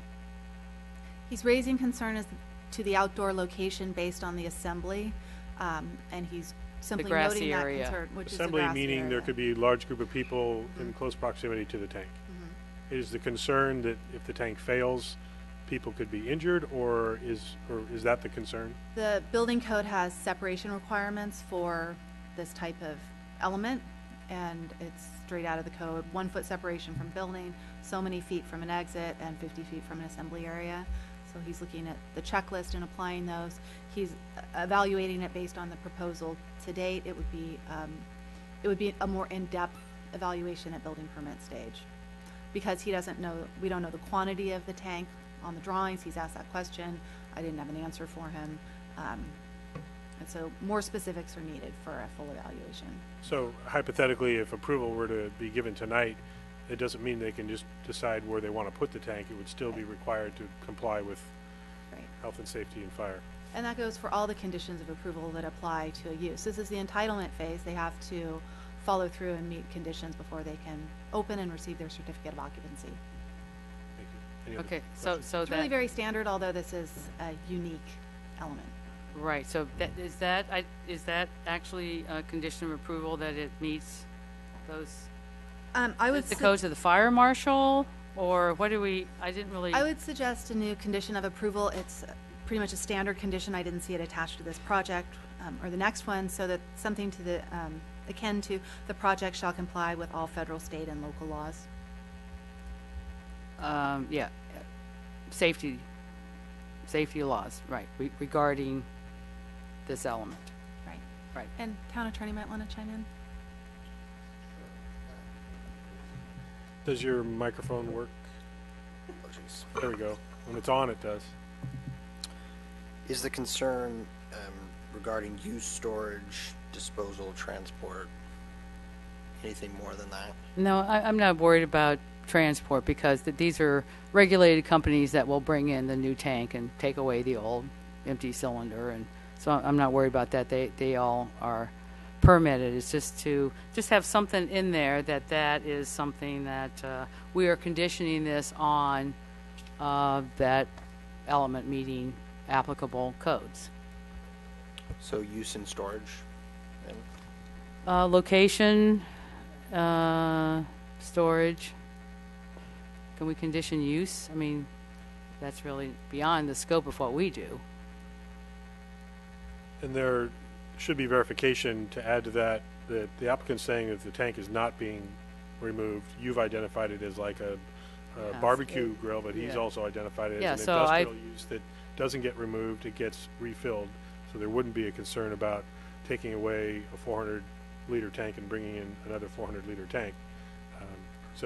But it gets to the health and safety issue. And it does come down to however the it final gets filled. size. Yeah, right. However it gets filled, that would be news, but it has to be a cryogenic safety hose. I mean, it has to withstand minus 352 degrees Fahrenheit. Clearly, the so- industry has Yeah. its So anyway, as long as we have requirements. something in there that conditions this based on, the safety, use, and installation, that's all I'm looking for. Town manager, do you find language that you wanted to address? If I could draw your attention, Mayor, Council, I think we could use a model. Under the Public Works section, it just needs to be worded slightly different, but there's a concept under Section 11 that talks about general approval for public works requirements. So we modify this, follow that format, where it talks about all applicable federal, state, and county codes governing, and then replace it with the liquid tank, or liquid That's on page nitrogen 6 tank. of 9, item Correct. 11. I mean, that way, to me, that would be a simple way to format to follow. And If this is a fire marshal issue, isn't it covered under 19, under the very first item, under fire department as well? It's already covered in there. Page 7. All construction and use of the facility shall comply with all applicable standards, codes, and regulations. That's the one? That's a general one, and I think one could argue that, or you could indicate that, you know, I think the emphasis was making sure that the liquid nitrogen tank was addressed, so you can call it out specifically. I would argue that you probably could make the argument that that would provide direction on that regard. So we'll consider that as we continue to deliberate if additional language needs to be added. And I'd also draw you down to 26 under fire. Plans detailing compliance with fire and life safety conditions of approval shall be submitted to the Napa County Fire Marshal's Office for review and approval prior to building permit issuance. So there are some measures already in the general conditions. Thank you. Any other questions or comments, Councilmember Moeller? Nope. Okay. Councilmember Dorman? Thank you. So, on the picking up, excuse me, picking up where Councilmember Moeller left off, and I think the conditions that we just looked at cover this, but obviously there's going to have to be some transfer from the big tank to the interior, and Right. whether they put it into smaller tanks or they have a hose. I mean, I don't know how they'll do that, but I would want to make sure our conditions of approval cover that process also, as thickly as we can with safety ideas. I think the language that was just highlighted by the town manager does that in both cases as well as Councilmember Durham. And yeah, I'm saying it may, but I just want to, that's a separate piece of the transfer puzzle that I want to make sure we've covered. On the tank itself, I would like to see it screened because a couple of reasons. One is, I think one thing that makes our main street is whether you agree or not with the type of architecture, it's all been, it's kind of timeless in its own way. There's nothing that really is trendy. And to me, the tank is trendy, and the tank is also a telegraph, whether it rises to the level of a sign or not, I don't know, but it is a telegraph for this is what is happening here. And it's 5 feet tall and gleaming sterling silver, so, or stainless steel.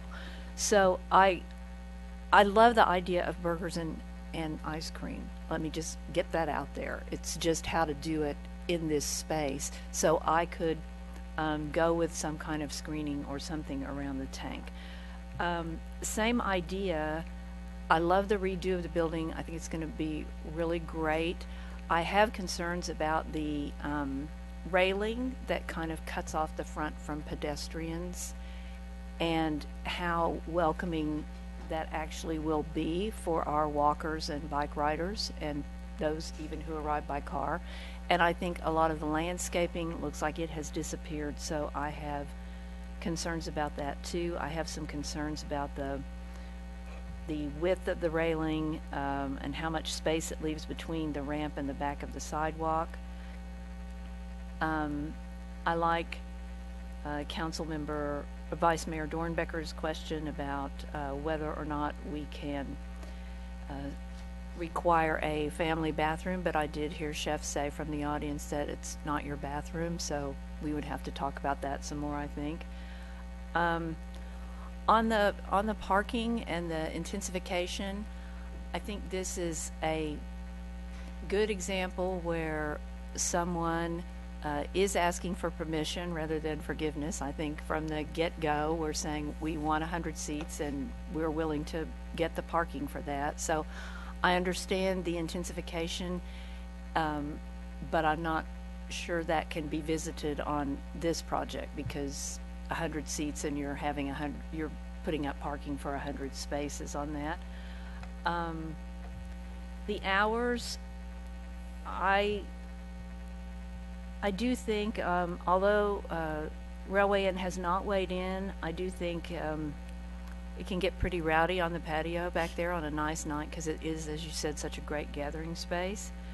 I could go with, till 10:30 on Friday and Saturday nights during the peak season as we define it outside, but inside, as far as I'm concerned, that could be 11 p.m. or later.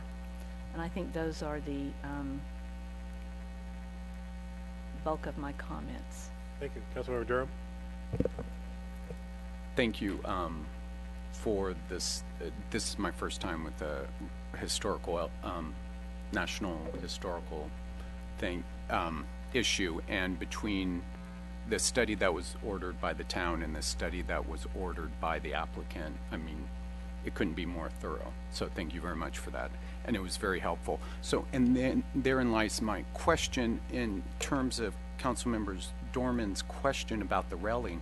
Didn't I read through 300 pages, didn't I read somewhere that the railing and that front deck was being dropped to a little bit to allow for the better showing of the historical elements of that building, correct? Correct. Okay. Because it's no longer a level deck, but it's a ramp, so it exposes more of the building on the left-hand side. Okay, very good. So I'm fine with all of the findings. I'm fine with the hours till 11 o'clock. Bouchon has a patio. Hurley's has a patio, and there's activity all around here. So I believe it fits in perfectly with the neighborhood as well. So I know there are issues with the tank, and I've got to leave that to the fire marshal. And whether it be screened or not, that'll be determined where it's going to be placed, and whether there needs to be a glass partition to separate the tank. I would assume all of that, and if I'm wrong, please correct me, that all of that's going to come from the fire marshal. And environmental health. Very good. So thank you. Thank you. Vice Mayor? Yes, so I too am comfortable with allowing 100 seats. The parking has been accommodated and it's been non-conforming. And I do appreciate that the applicant has come ahead of time to ask for permission. I wanted to ask if in the resolution on page 6 of 9, where it says, the applicant will defend and indemnify and hold the town, its agents, officers, and employees harmless of any claim, action, or proceedings to attack, set aside, void, or annul an approval so long as the town promptly notifies the applicant of any such claim, action, or proceedings. I guess what I'm getting at here is what I'm really looking for is it possible that he can indemnify the town and hold the town harmless with that steel tank? That's the one that worries me. This is item 16 in the conditions. That doesn't really apply to the tank, but I'm asking again about the insurance that Councilmember Dorman brought up. So 16, It looks like that's in part it applies only to an action. instruction. Right. My understanding is, I don't see anywhere else in the where we asked to be indemnified against any possibility that the tank might fail. yes, so this indemnity provision only applies to a claim or action to set aside this particular approval, this use permit itself. It wouldn't apply to any activities that occur later on, including a tank. Without It going doesn't into- act like an insurance. That's correct. Policy. Without going into too much detail on immunities and I liabilities. didn't live here when there was the big propane explosion on the north end of town, but that was pretty devastating at the time. And I think this being right in the right of way in the most, the busiest corner in the town, I think I know that it's going to have to comply. The fire marshal's going to have to, approve it. But I'm concerned that if anything does go wrong, that because we approved this, we could be held, accountable for it too. Is that true? No, is the short answer. Okay. And propane and liquid nitrogen are not the same elements. It's true. Yeah, without going into too much detail. If the answer is, brevity again. All right. I'm also okay with the hours outside until 10 p.m. on the deck and 11 inside. I think, though, that the tank should be screened. away from people being able to touch it, because little children going to an ice cream store, I could just see them going up to touch the big shiny thing. Otherwise, I would applaud a burger joint. Oh, sorry. Okay, thank you. I'll start by saying I could accept this application on its face as it's presented tonight. I have no problems with the conditions. For years, I've tried to get a vintage clock in front of the community center, so I understand what you're talking about that. I don't believe it's our responsibility or purview, frankly, to do the fire marshals or environmental health and safety their job. They will make sure that it's a safe condition, it's an appropriate condition, and so I have no problem with the tank being outside. If the fire marshal or environmental health and safety determines it needs to be screened for public safety, then it needs to be screened. But I don't feel like it's necessary. I don't consider it an eyesore. I think it's a new element that I think is attractive and brings in kind of a modern component to a historic space, and I'm okay with that. I definitely don't think it's our job to regulate prices. I've never felt that's our job. Frankly, I'm of the mindset that the market helps you decide, and you help yourself decide what you're going to charge people. I'm not going to tell you what kind of food to make either, as long as it's good and healthy. That's our concern. I'm fine with the hours of operation. One of the things that we have heard from our residents and our visitors is, what do we do after dinner? And dinner meaning maybe 9 o'clock or even 10 o'clock. If sitting outside on the back deck till 11, I have absolutely no problem with that. It's not near any residences. That's typically our primary concern. It's across from other, as Councilmember Durham said, it's across from other hopefully vital and thriving restaurants. So I can completely accept this as it's presented. I'm certainly open to modifications if that's what the council desires, but I do just caution that we don't try to do the job of environmental health and safety in the county fire marshal. That's their jobs to regulate conditions. Of course, we are not going to approve something that could be dangerous. Their job is to make sure that we don't inadvertently create a dangerous condition. So I have full faith in our county partners to help us with that.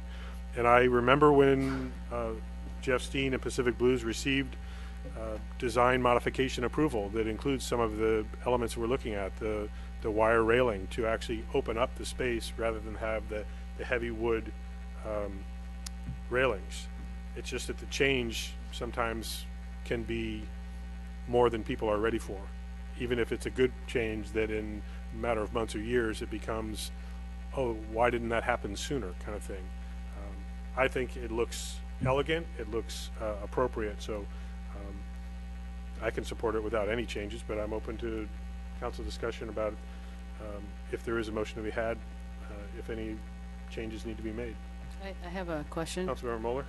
So our planning director has mentioned a couple times the environmental health and safety. So I do see where it says it will be in compliance with fire and life safety conditions for the Napa County Fire Marshal's Office. Environmental health and safety. So what are you referring to there? Is that a subsection of the Fire Marshal's division, or is that separate? No, that's a Napa County Department, environmental health, and they deal with hazardous substances and different certain elements. Okay. They're also so where would that uses? Would that be Hold on covered just in a second. here? Let's Environmental hear health your also manages food uses and determines all the food handling requirements and dry storage, etc. Thank you. So is that specific in here? No, other than they must meet all applicable codes and safety. It's sort of that umbrella provision because an applicant submits directly to them for approval, So- coordinated through our office. Because he's a restaurant, he'll go directly there. So are you saying that then that will automatically also warrant a health and safety for Yes. that as well. For Okay, so that- clarification, we're not allowed to final a health or restaurant facility until environmental health is signed off on the kitchen. Okay, so they'll take a look at that. Okay. Actually, no, you can't. It's just up to us now. Anything more, Councilmember Mueller? Nope, that's my only question. Other comments or action by the council? Anyone else?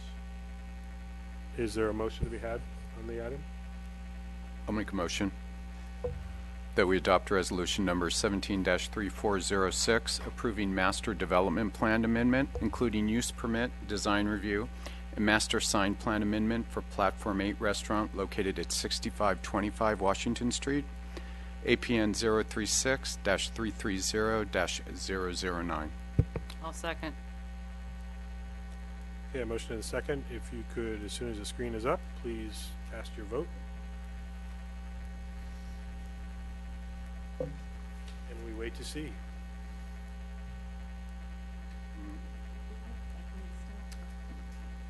So that passes 4 votes to 1, so the application is approved as presented.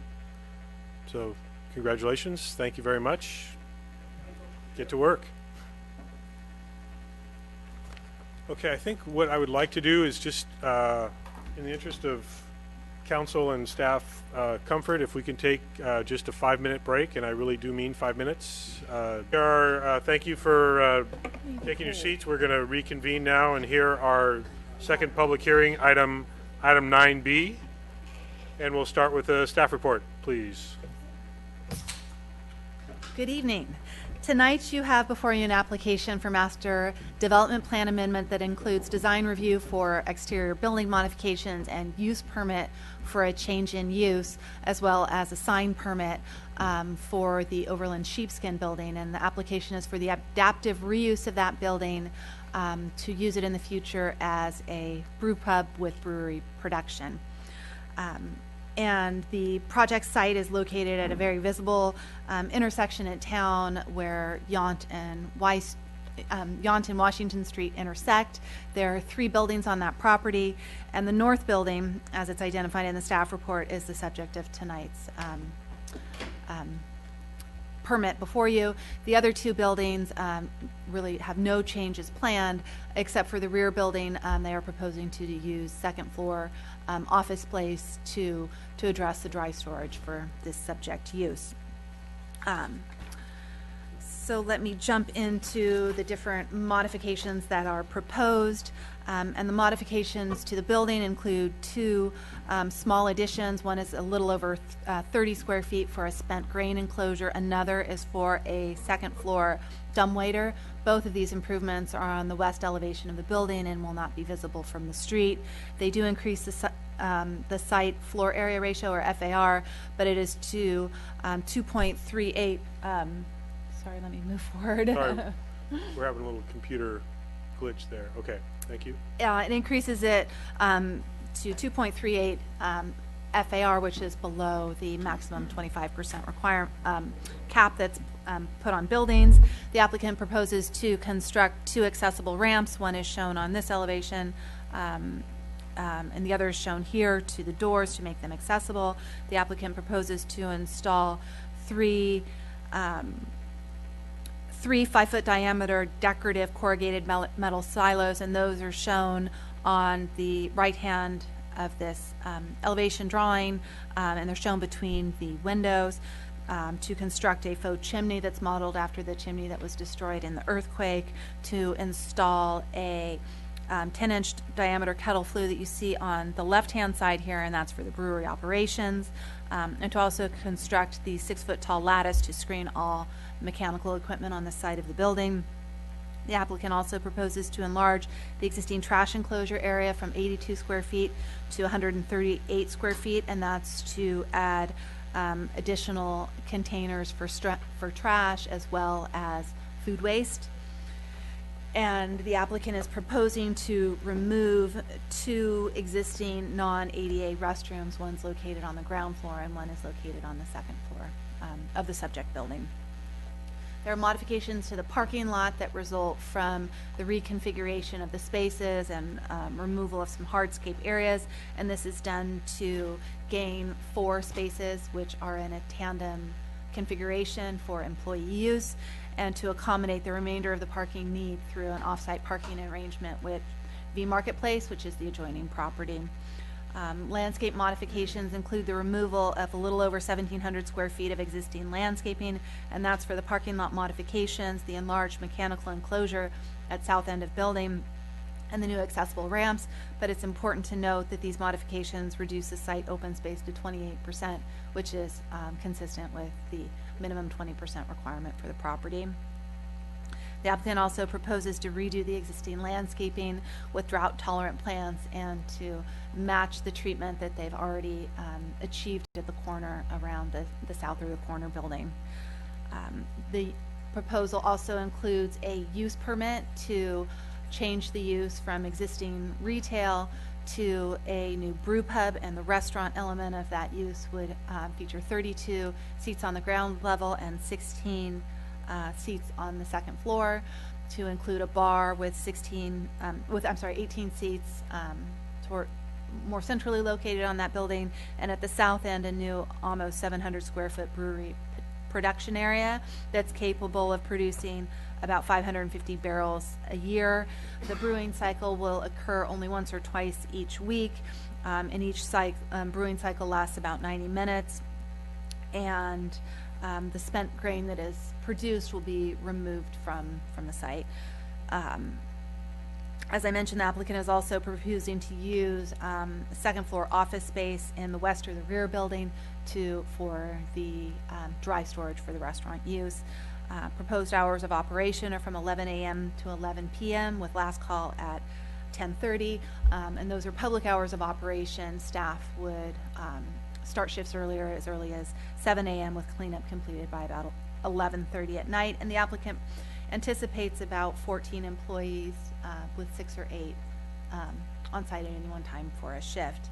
And this project was taken to the Zoning and Design Review Board in November of last year, and at that meeting the applicant was proposing a vehicle stacker in the rear parking lot and valet parking with stacked vehicles in the other lots, and that was not received positively by the ZDRB, so the applicant went back to the drawing board to reconfigure the lot to come up with off-site parking, and is addressing the parking deficit in that manner. There were several property owners that shared concerns with the board, and these included impacts as to parking, the brewery impacts, the inadequacy of the existing trash facility, and environmental review. And the applicant has addressed each one of these concerns, and staff prepared an initial study that indicates that the project would not result in significant environmental impacts. So now I'll jump into a discussion first of the design review and then of the use for this project. And the subject building is was constructed as the Yountville Train Depot, so it has a historic designation. And while the applicant is making some somewhat minor changes to the building, it did undergo historic review by the applicant's historical consultant, Architectural Resources Group, or ARG, and they reviewed 2 different levels of staff concerns and came back with the conclusion that all changes are consistent with the Secretary of Interior standards for rehabilitation, meaning that the CEQA requirement is met. The applicant is proposing new exterior lighting for the subject building and both other buildings on site, and they're the very decorative lights that are in the packet. They are globe lights with a frosted glass globe, and again it was evaluated by ARG for conformance with the Secretary of Interior standards. Staff did notice that the specification included that these lights use a 100-watt bulb, and the town's lighting ordinance requires full cutoff lights with some exceptions, and this is not a full cutoff light, so it would require a lower wattage bulb, and we're proposing a condition of approval to that effect. And that would bring the site lighting into conformance with the ordinance. The applicant is proposing several site improvements. One of the biggest ones is the re-landscaping of the project site. The landscaping is a little tired, and the proposal is to use more drought-tolerant plants and really unite the theme on the property. They'd remove the existing lawn and the pop-up irrigation, and the goal is to save, to have a 50% savings in water. And it's important to note that even with some of the landscaping removed, it's consistent with the town's open space requirements. And the decorative silos on the north end of building, and as shown here, were also reviewed by ARG. Since these elements can be removed, they don't have a permanent impact on a historic structure, and so they are consistent with Secretary of Interior standards. They were also evaluated in terms of contributing to the site FAR, but they're under an existing roof line, and they don't otherwise alter the building footprint, the roof line, or the architectural design of the building. So staff is fine with these elements as well. When it comes to the use permit, that's probably the more significant change to the property. For years, it's operated as a retail establishment, which is a lower intensity than the proposed food and brewery use here, but we've evaluated these for your consideration. The first item we looked at was uses permitted by the zoning district, and a full-service restaurant such as this is a permitted use. The facility meets each one of the elements that are included in the staff report under that definition of full-service restaurant, except that it would have a Type 23 ABC license, and that's noted because that's a brewery license that also permits a restaurant. And during the earlier iterations of this project, the applicant was proposing to serve the food element through an off-site catering kitchen down in Napa. That was a concern to staff because we thought there was a heavier emphasis on the beer rather than the food. The applicant has responded with a full kitchen facility, and so we really look at this use as a part of this use as a restaurant, and it's consistent with that definition in the town's ordinance. So the small beer manufacturer brewery element deserves a little more attention, since we don't generally have too many breweries in town, although we do have one that has been approved. It hasn't yet been constructed. And the council must find that a brewery use is similar in kind to commercial uses that are allowed in the primary commercial district with a use permit. And in this case, the brewery is an essential element of the brew pub, but brewing activities don't occur daily, and in fact the applicant has scaled back the intensity of the brewery use in terms of the production area, the brewing capacity, and even the brewing cycle. And the deliveries of the grain will occur just once every 2 weeks, but removal of grain will occur on a weekly basis, if not daily basis, after a brew cycle. And deliveries will be limited to the rear parking lot starting at 9 to bring the deliveries in conformance with this town's noise ordinance, and to not otherwise impact adjoining lodging uses. The proposed hours of operation are from 11 a.m. to 11 p.m., and it is an indoor use only, which is similar to other area businesses, including the one approved earlier tonight, which was 11 p.m. for Platform 8. And I note the same restaurants in this staff report as I did that one, that the outdoor dining at Bouchon was open till midnight, Hurley's until 10, and Bistro Gentil until 10. And this is the primary commercial zoning district, which offers the greatest flexibility in siting uses, and the commercial uses are separate and distant from residential uses, and that's the primary concern, where you have that residential and commercial interface, and that we do feel this is appropriate for the commercial district.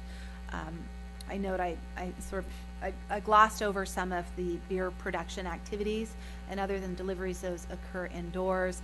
And the applicant has stated that beer is primarily for on-site consumption, and for that reason production is limited, and brewing creates a sweet malty aroma that will exit the building from the kettle stack during the 90-minute brew cycle, and only on days that brew occurs. So that's a change to the building once or twice a week, and that boil is scheduled to occur from 2 to 3:30 on brew days. Staff is recommending a condition of approval that review take place after 6 months, and that the business is subject to the annual use permit monitoring system, so that we can really assess impacts of what is a new use or a change in use for this property. When it comes to parking, the site was developed as retail and office complex that needed each and every one of the spaces in that lot. There are 11 spaces available for this use, but the proposed use has a demand of 24, and the applicant has addressed that demand by reconfiguring the lot for 4 tandem spaces, which would be for upper level management employee use, and to accommodate the remaining 12 spaces off-site, which is actually over and above the minimum requirement to meet the use, and so we support that. When it comes to the off-site parking agreement, we've noted the conditions that are necessary for that to work, and one is that the marketplace have excess parking available to allocate to this use, and they do have that excess parking. The applicant has entered into a letter of agreement with B Marketplace, and we've noted in the staff report that that would have to be finalized and recorded against the property with notice to the town if that agreement were to change, and that the use, and if that agreement were terminated, the applicant would need to reduce the scale of the use to be consistent with the town's parking requirements. I do touch on the restrooms in the staff report too, and the building official has indicated that there may be a deficit in restrooms. Again, we don't really have enough information to come to a conclusion at this entitlement stage, but I've raised it for the applicant's information, and they may need to show an additional restroom facility in order to get a building permit. The last element of the project before you is the master sign plan amendment, and when the project went before the ZDRB for the site signage related to JCB and Atelier, this business was allocated 20.5 square feet of signage. The 13 square foot sign proposed meets that standard, and we find it's fully in conformance with the ordinance. So we are recommending approval tonight, subject to the conditions in the staff report, and I'm happy to answer any questions. Thank you. Questions from council? Vice Mayor? Yes, I noticed in the, let's see what it's called, in the applicant project narrative, the applicant talks about bringing in water from a Napa spring. So I don't see it addressed in here anywhere, but I guess that would have to be delivered by truck, or how would that be delivered? So that's sort of a question. Do you have any? I will defer to the applicant and allow them to address that. Okay. And the bathroom, I did note in the legislative text that was called out, and that would have to be something that would have to be with the plumbing ordinances, right? From Correct. the state. Yes. Okay. Thank you. Yeah, in compliance with state restrictions, regulations, yeah. Any other comments? Yes, Councilor Dorman? Thank you, Mayor. So their original application was at 48 seats and it's now at 66, is that correct? Is that? It was at 48 seats for the restaurant portion only. It's still at 48 seats. The bar area was always separate. Okay. So 66 has always been our number. Yes. And on the parking, my numbers are, there are 47 spaces now. What we need are 59. What they need is 59, but there's plans show 63. Are my numbers correct on that? Yes. Okay. There's 4 excess spaces. And what is the purpose of those?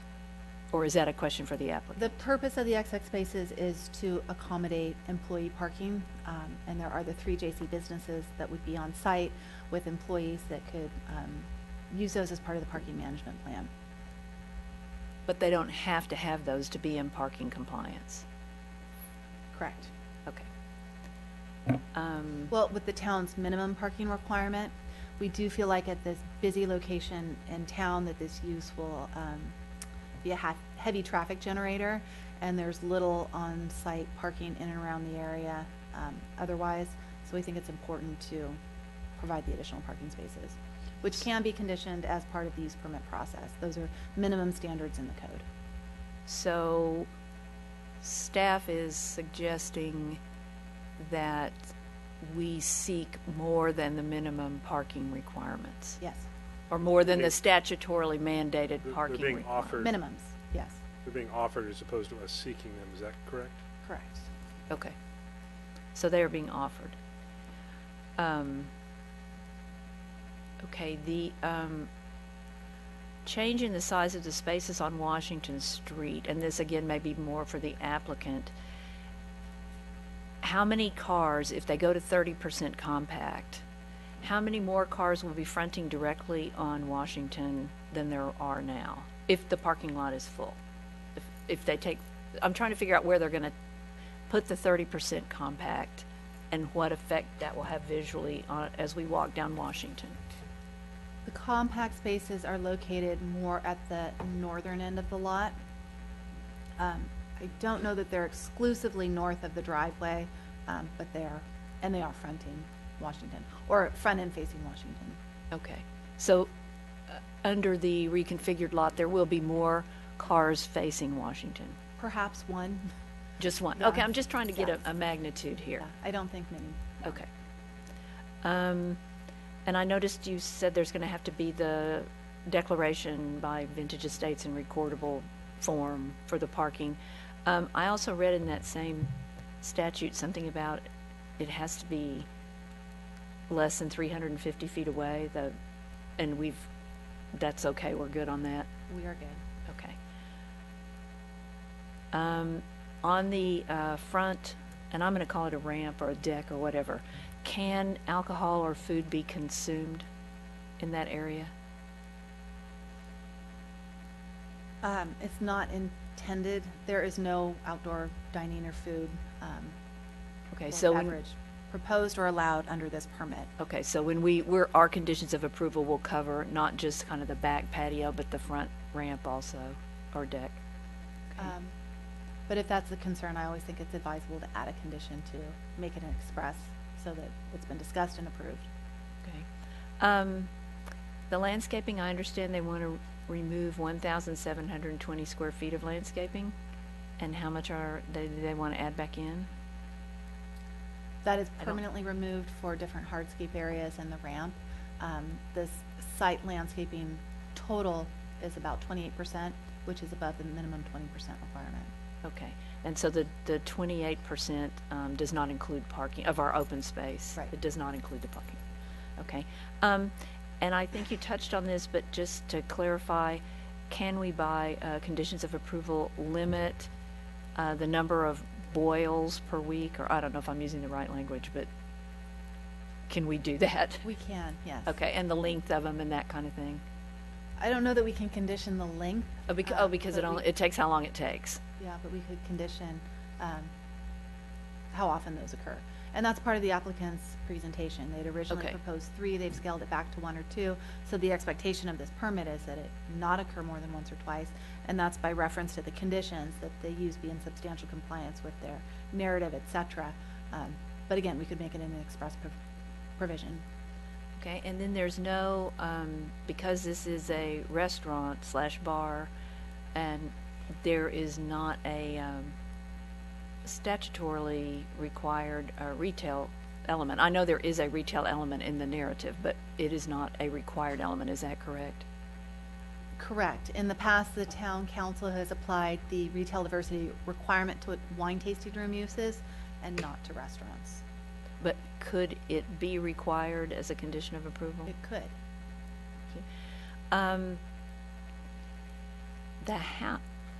Is there a residential unit on the second floor now?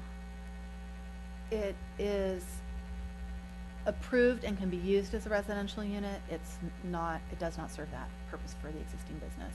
And it serves as storage. Did it come to be because it was a requirement? I don't know enough about the second one, or the residential unit. Okay. Okay. And on the drawings, these are not always my long suit, but the ones that I looked at least that we have on our package, it looked like maybe they are not the most recent, so to the extent that the drawings would be sort of like the project narrative incorporated into any conditions of approval, I would just want to make sure that they were the correct set. They should be the March 2017 set. Okay. I thought I saw some outdoor tables in the back still on one of the drawings, but. Huh, okay. Okay. So I just wanted to make sure we get the Okay, right good, attachment thank when we you. get there. Okay, thank you. That's it. Any other questions of the report?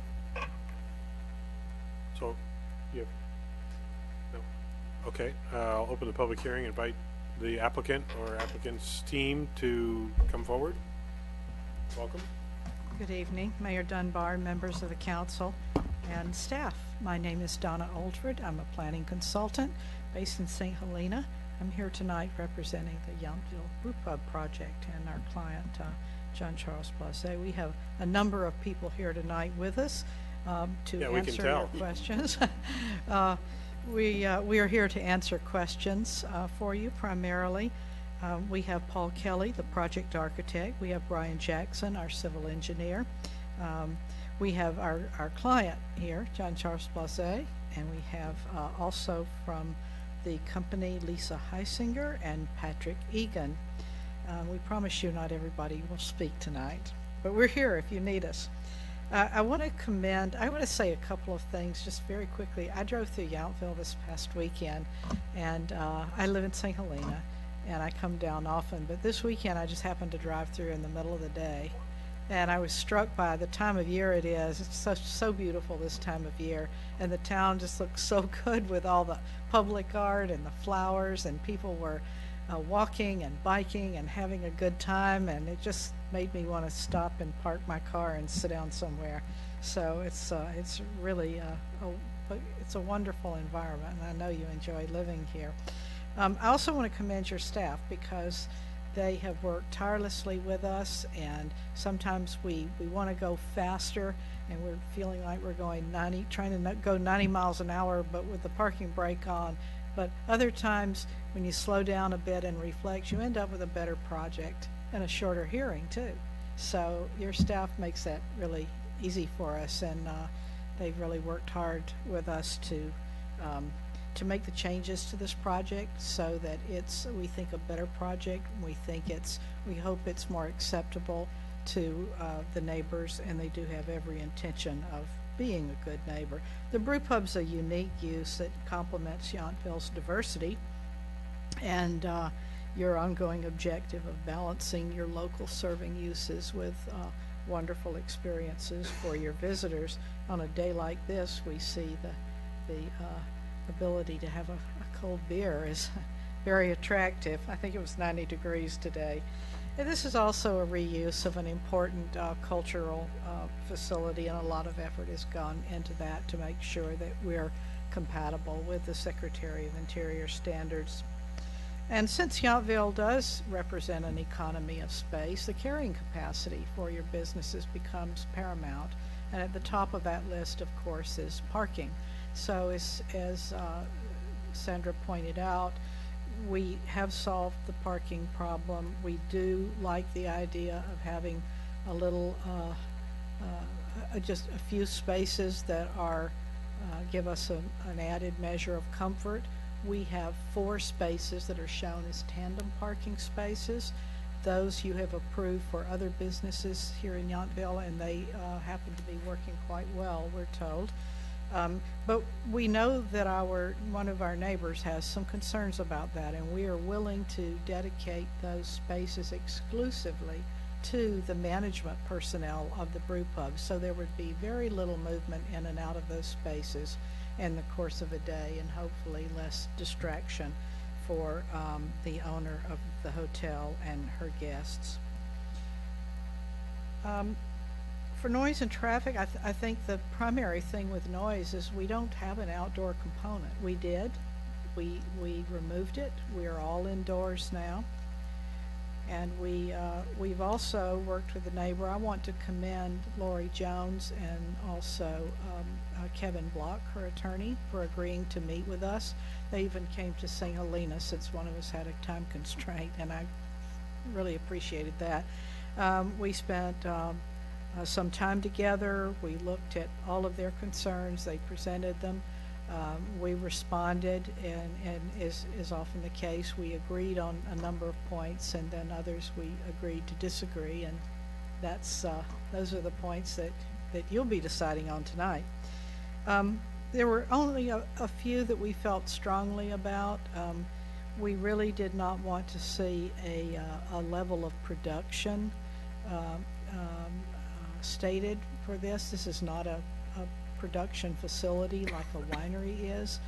The production is clearly ancillary. It is an eating and a drinking establishment, but we don't want to have to come back and get a use permit modification if somebody made, 10 gallons of beer over what they might have made that week for various reasons. We don't think that's the best use of our time in managing their business or of the town's time in hearing a lot of use permit modifications. We also want to be careful that we're not creating too many concessions and too many obstacles to this being a viable business in the town, because it is a new business. It's a unique business. We think it's going to be a success, but especially in the beginning, we need some flexibility to make that business work as it's been described to you in the project description.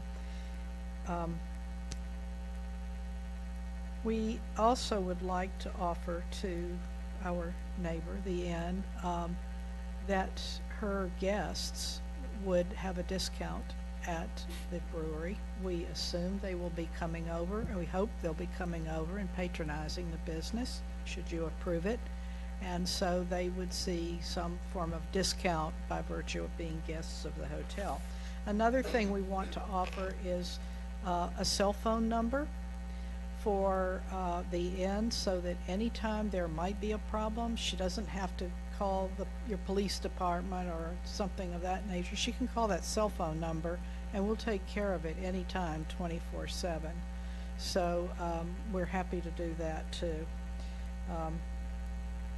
Good neighbor relationships are usually the result of good communication.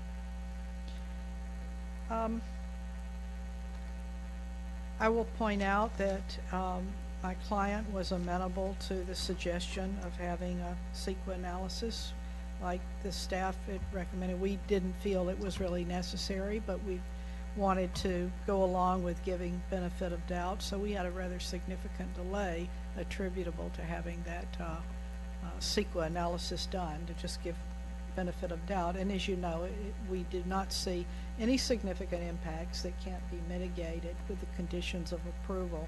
And then the measures that I've mentioned to you in our agreement with the owners of Railway Inn are voluntary conditions of approval on our part, and I've talked with Sandra about the language for incorporating those in addition to those that were imposed by the town.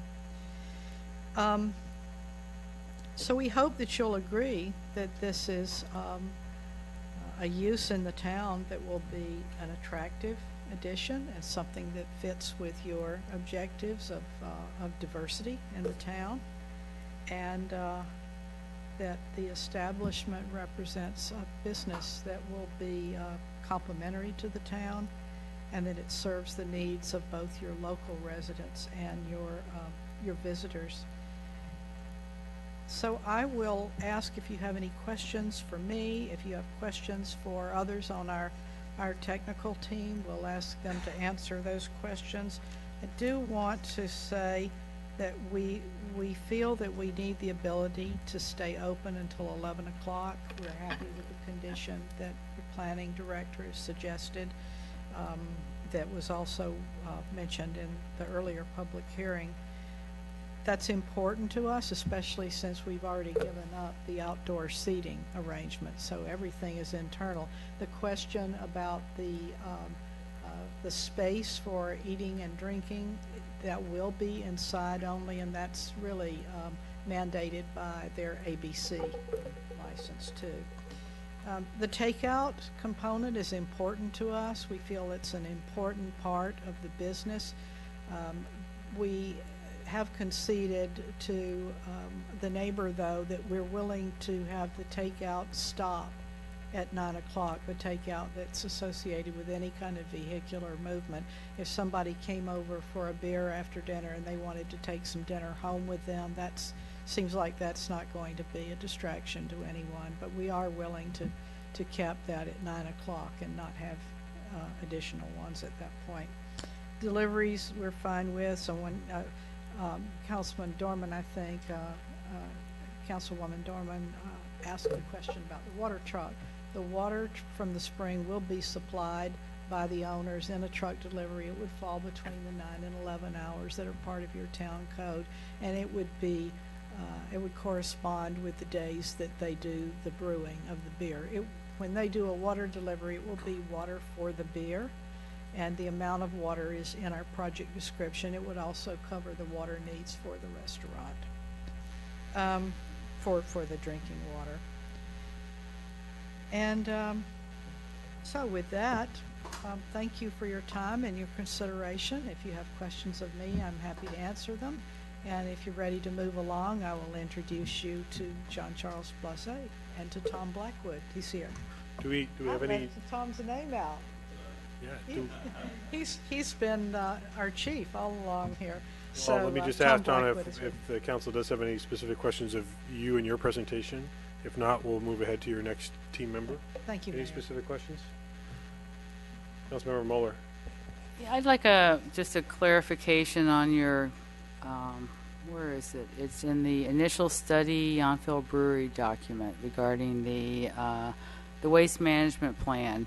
So in the resolution, because I talked to Sandra about that, the plan is to have containers or dumpsters in the back. But then it said that you'll be using 6 individual 64-gallon trash totes, which is an increase in the number from 1 right now, right? So is there, It's which listed, one? It's listed as 3 individual 64-gallon totes, 1 4-yard mixed-use recycle container, and 1 64-gallon mixed-use recycle tote.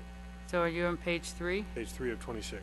So under Current- proposed, it says 6 individual. That's what I'm looking at. So going Shows- from 3 trash totes to 6 trash totes. Oh, I'm reading current. Sorry. Okay. So it's not going to be dumpsters in the back?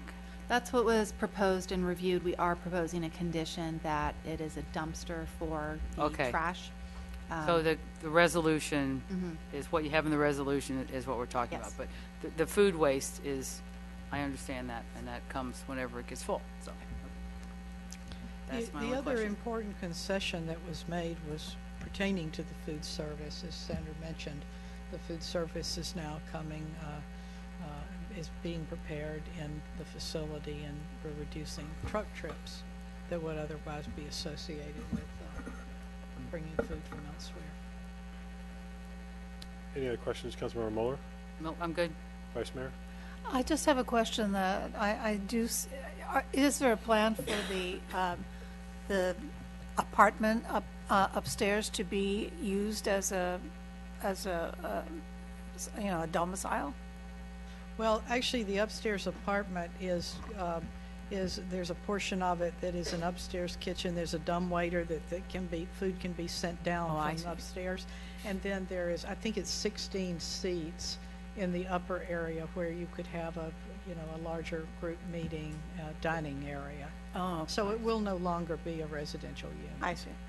But it hasn't been used as a residential unit. It has not. Either. No. Thank you. Okay. Thank you. You're welcome. Any questions specifically? Okay, Yes, Councilmember thanks. Dorman? What the vice mayor said reminded me, the upstairs dining room, do you see that for special events or bridal parties or game watching? I mean, or will it be used on a regular day-to-day basis? Well, I think you could have some flexibility there. It's nice to be able to accommodate a larger group for dining or a special occasion. Normally with a group that large, you kind of like being able to separate them from your smaller tables. And I also see increasing, I'm a single person, so I like these community tables. I like to be able to just walk in and have dinner somewhere and not feel awkward. So you might have a community table there too. There are a lot of different things that could be done with the space. So it could see everyday use. It could. Okay.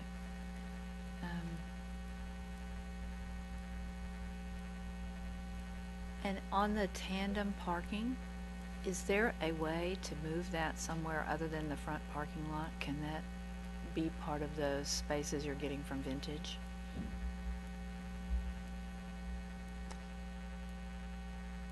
Tom, why don't you speak to that? Okay, well, I'm not sorry, sure I the didn't- answer. I didn't know I will who tell you, was- though, that there are no additional cars fronting onto Washington Street now. It's the same number. Okay. So. And it's, how about, who do I talk to about landscaping? Is that you or? You can talk to any of us about landscaping. Okay, so what's your plan for the landscaping after you take out 1,700 square feet? Well, there is a landscape plan. Right. With the application. And we are taking, the landscaping that's there now is not looking so good, and we think it will be much more attractive if we have drought tolerant and lower maintenance landscaping. But as you know, it's the way you see this business now, there's just no way to completely screen the parking because the parking is all right there out in front. And we're trying to enhance the property and enhance the landscaping, so we may get, you know, larger species of plants that would do well there with the drought tolerant aspect. Okay. And I think that's it for now. Thank you. Okay, Tom, Okay, do you want so- to speak to the question on the tandem? Thank you. Welcome. Yeah. Hello, Council. Tom Blackwood, Director of Retail Operations for the Boise Collection. Nice to see everyone again.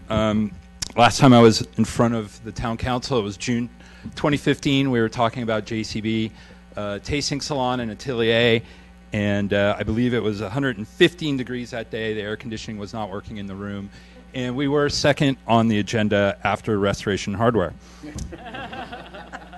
So, with that said, just to answer a few of these questions, we are adding some landscaping, I believe, is being updated on the northern portion of the building on the back side. The main portion being pulled out is in the front of the building and around where the infrastructure is going to go. So this is not landscaping really fronting the street in the sense of on the street. It's next to the building. That allows us to put in the ADA walkway to the building, so from the front. Again, all of the landscaping will be drought resistant, and I think if you see what the landscaping we've done in front of JCB, I think we've done a great job. We've got a person on our team who's a wonderful landscape person. Biodynamic Organic, knows all the ins and outs, Joe Papendick, and so he's going to do a wonderful job there. With regard to the tandem parking, if you know the history of our project, we have spent a lot of time on parking, and some of the feedback or ideas we came were ideas from the town. Some of them were our own. We've hired a parking consultant, spent a lot of money on that parking consultant. That basically led to us gaining 2 parking spots with this tandem space to ensure that we were overparked, and that was really the direction we felt we were receiving from the town, is to be overparked, not on the number. So that's what we tried to do. With that, understanding the concerns from the Railway Inn and any neighbors, we specifically put in that provision that the management team of the brew pub, of the salon, of Atelier would be the only ones to use that spots. Obviously, being managers running the business, they're going to have a much higher level of respect for the neighbors, for people staying in the Railway Inn. They can also step away from work a little easier than, say, someone in the kitchen. So that was the purpose there. We think being overparked is important in the town, and having looked at every possible option for parking, there's really no other place for tandem parking on that property. A couple other final points. There is technically, I guess, there was a residence upstairs. I think that was the person that ran the railway, the train station at that time. It is office storage now. It is has not been used as a residence. The plan up there is that's where we've expanded the kitchen to cook on site, and also to have seating that will be open every day to all guests. So we'll have seating upstairs and downstairs to be consistent, the same style of seating. There's no special plans with that. If there's any other questions for me, I'd be happy to answer them. Thank you, Tom. Any other questions so far from the council? Vice Mayor? I did have some questions about the retail, since you're in charge of retail. Yeah. Is it all going to be beer related though, with steins and things like that, or are there going to be other retail elements? Yeah, there's I think we have a couple hundred square feet dedicated to retail at the entrance. There will be beer for people to go, but there will also be items related to beer or the Yountville Brewing Company, and obviously glassware and things of that nature will be available for sale. We really haven't defined it completely at this point, but we've worked on that space. So. But I hope that there's still time to expand your vision there. We'll do our best. Thank you. Yes.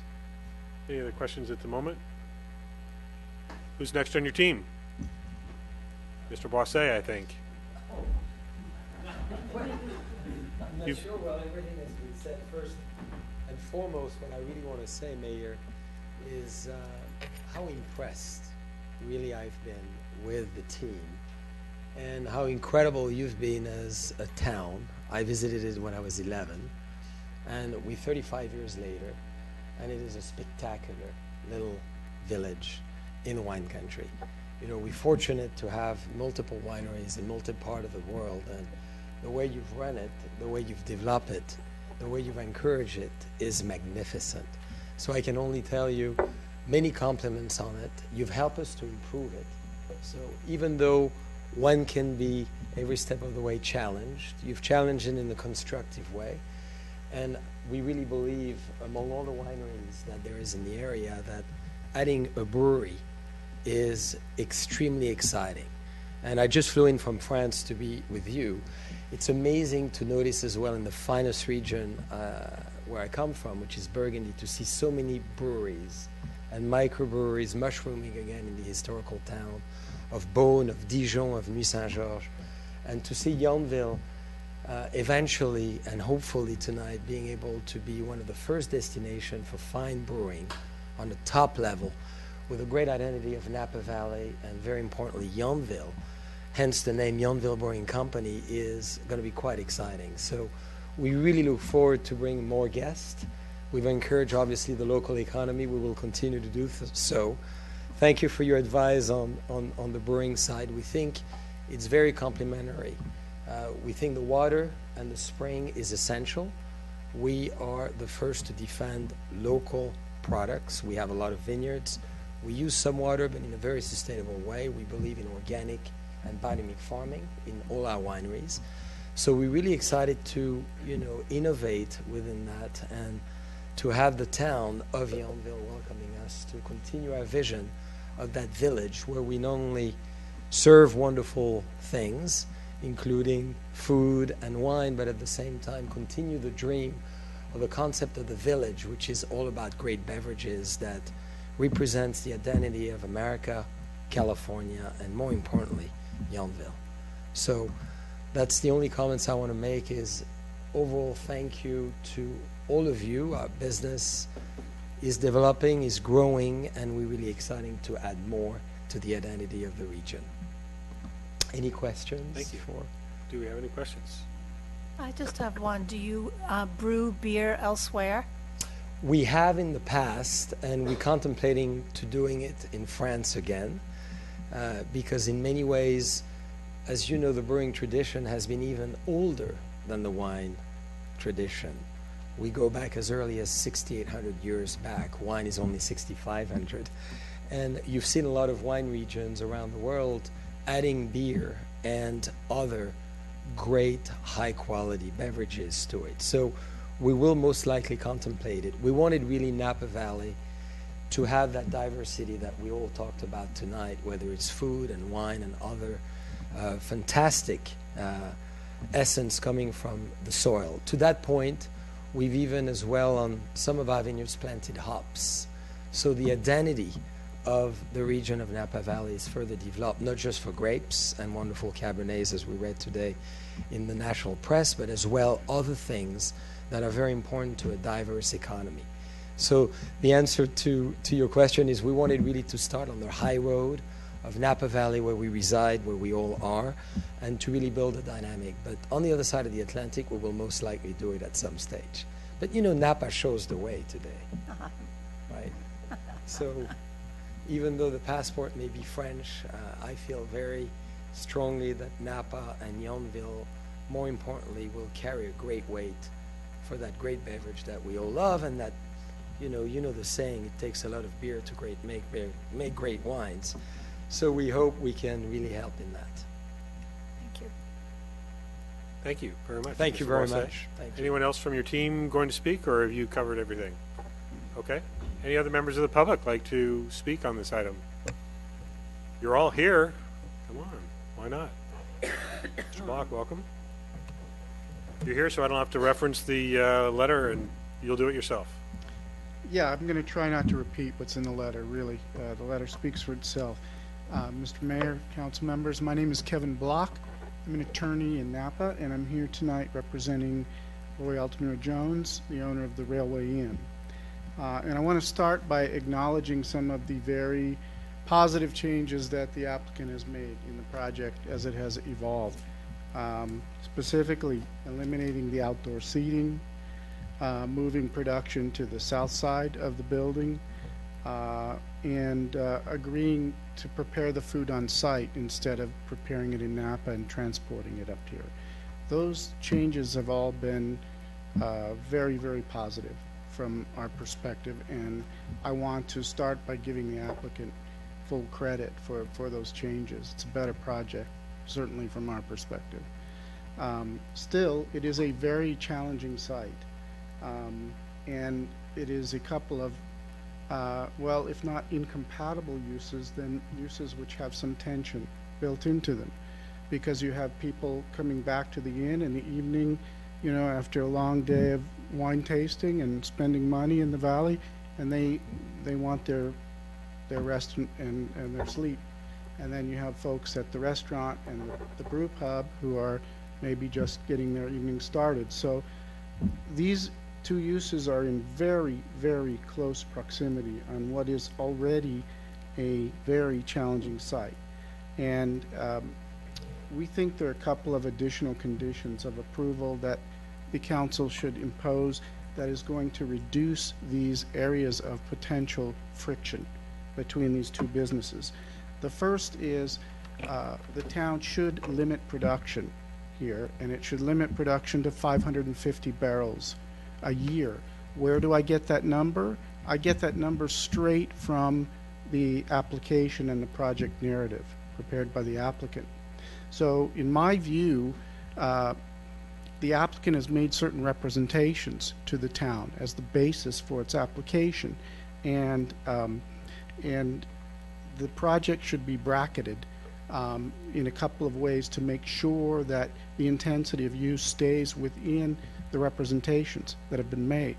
Of course, the county limits production at wineries all the time, but you know, the seat limitation is one way to bracket this use, but a production limit would also be extremely important. And now, when we talked about this with the applicant, they said, well, but if we increase our production, you know, in a way that intensifies use, we'll have to come back for a use permit modification. Well, if you are making more than the 550 barrels a year that you represented to the town, then obviously you are intensifying production. You have more customers, and that means more cars, and that means more stress on parking and more noise and more impacts.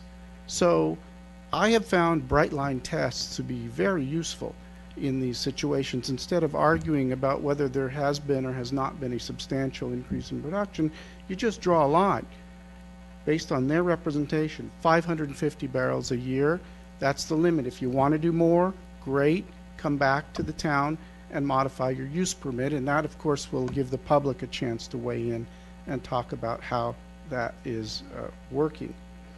The second condition we'd like to see the town impose beyond what we've agreed with the applicant already is to eliminate the takeout. Bad idea, in our view. The applicant has offered to limit takeout to, foot traffic only after 9 o'clock, I think it is, but that's not realistic. So you have a very challenging site. You have a marginal parking situation already, and do we really need takeout at this location? I hope that you think we do not, because I think it's going to create additional traffic flow and parking problems there, and it's just not necessary, not in that close a proximity to a hotel. And third, you should eliminate the tandem parking. The 2 tandem spaces should go.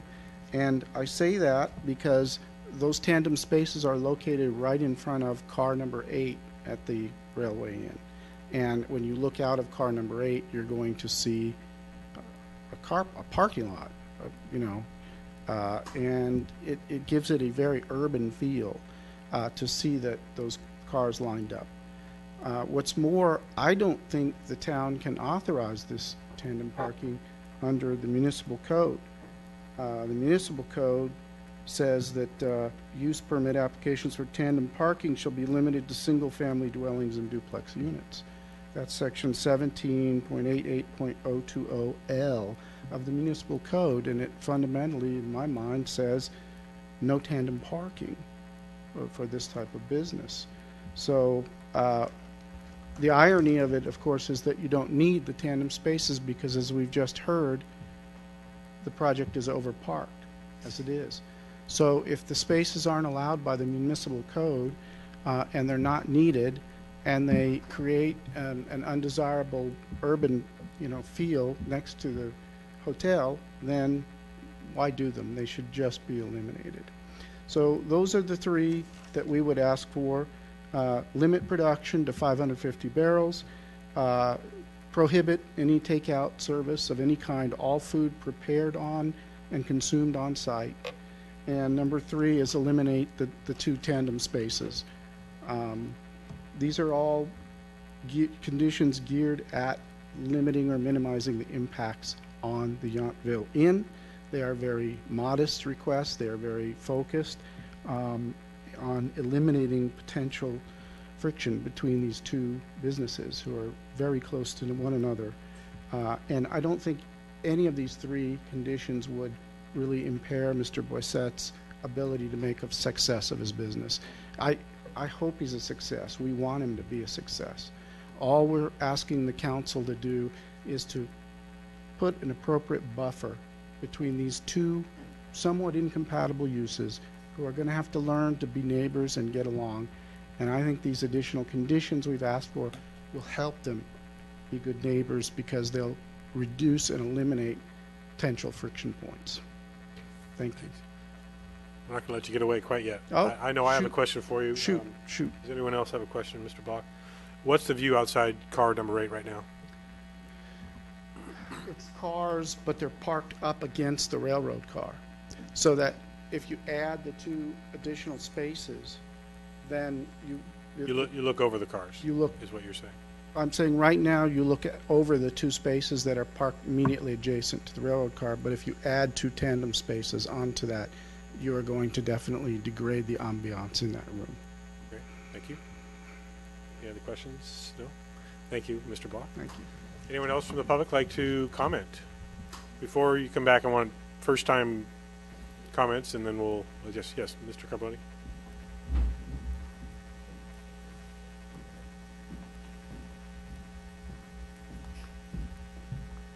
City Council. I'm the owner of the Whistle Stop Center. My name's John Carboni, and I just can't quite figure something out why the Railway Inn is so demanding when I thought that was my property.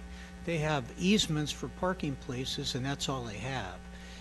For 30 years, I ran a bar there and a liquor store, which was open at 6 in the morning till 2 o'clock in the morning, and packaged liquor going. Okay, deliveries all the time. The Yountville Inn didn't have a problem with that because they added the Yountville Inn after I had a bar there. And if we're going to start telling a Bousset company how much beer they can make, are we going to tell Chiarello how many hamburgers he can sell? Or the French Laundry how many orders they can serve? I just think that's too much Big Brother, you know. As far as the view of the trains, I mean, come on, tandem parking or no parking or whatever. They're looking at cars only, you know. I mean, that's the deal. And I just wanted to voice my opinion, and I appreciate your time. I think the guys, everybody's breaking over backwards, and for some reason, there's some friction with this railway in, which is off the chart as far as I'm concerned. Thank you. Thank you. Anyone else like to comment?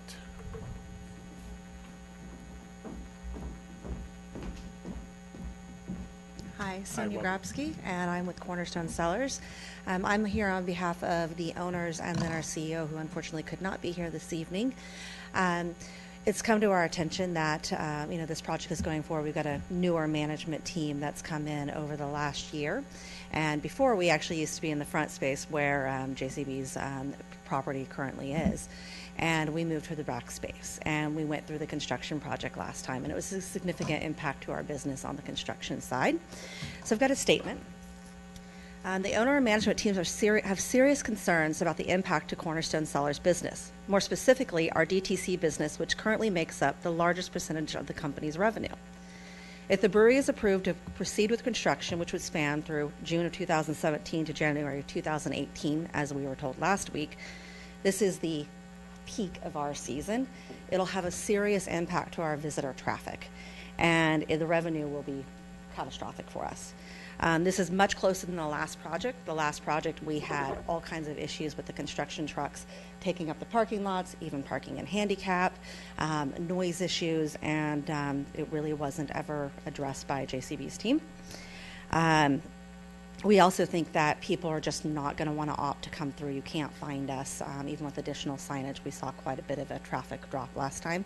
So people are going to either opt not to come back through the construction zone, or they're just going to decide that they don't want to actually go taste back there with all the noise. Based on last year's numbers and traffic patterns, a conservative estimate for us puts the loss of revenue at $630,000. This doesn't include the operating cost for us to keep the tasting room doors open for that 6 months, which is about $95,000. And we would be fine with keeping those doors open and knowing that we got a hit, but right now we don't even know if we have a lease extension, and our lease is up in June of 2018. Obviously, this is great concern for us. We have, for the last year, on a monthly basis, been reaching out to one of the representatives of JCB's teams asking about our lease renewal, because with a new team, we've gotten quite a bit of new capital. We've put quite a bit of efforts into rebranding, researching this brand, bringing it back to life and into a new way that we really feel like we should. And we have plans for a full remodel in the tasting room. We've done a soft one, but we can't move forward with any of that knowing whether or not we're going to be able to renew the lease. And I think it's important to say that the leaseholder is actually JCB's, that group. We've been here for 10 years in this town. We love this town. We feel like we support this town. We've tried to support every community event. We work with the chamber. We work with you guys. We've been in business for 26 years. And so for us, we feel like our heart and home really is here. So it's very sad for us to think that we might have to move locations and close our doors. We can only assume that the lack of responsiveness from this team over here means that if this project does go forward, we will not be renewed on our lease, that we will be effectively having forced to shut our doors and leave town. And as of even today, we were told that they could not tell us whether or not they would renew our lease until they know whether this goes through. So that pretty much gives us a pretty firm, we are probably going to be leaving town. We have no doubt that if this project does move forward and we are still in the remainder of our lease, that it will impact us, and we do ask for certain things. If possible, which we have no control over, can that construction be delayed until we move into a little bit of the slower months? Can they make sure that during construction that both pathways from the back patio to the there's kind of two directions that you can get to this walkway are not blocked off at the same time? We also would like to, consider some of the issues that we will be open for a period of time after they get through a construction, and that south side parking lot. When are those water truck deliveries coming? How often are those water truck delivery coming? How often is the grain truck deliveries coming? When is the grain trucks leaving with the daily removal of grain? It sounds like there's quite a bit of equipment that's going to be going on right in the walkway to our front door. And is that going to cause noise? Is that going to cause blockage of people being able to see us and find us? So there's a lot of concerns about us just being able to do our daily operations. And then there's also the trash, increasing the input of trash, which is in the parking lot, which I believe will probably then mean that they lose a parking spot in that parking lot with more coverage for trash to be able to take care of the trash that's coming out of the new facility. And I think that's all I have to say. Thank you. Thank you for sharing your thoughts. Anyone else like to speak on this item?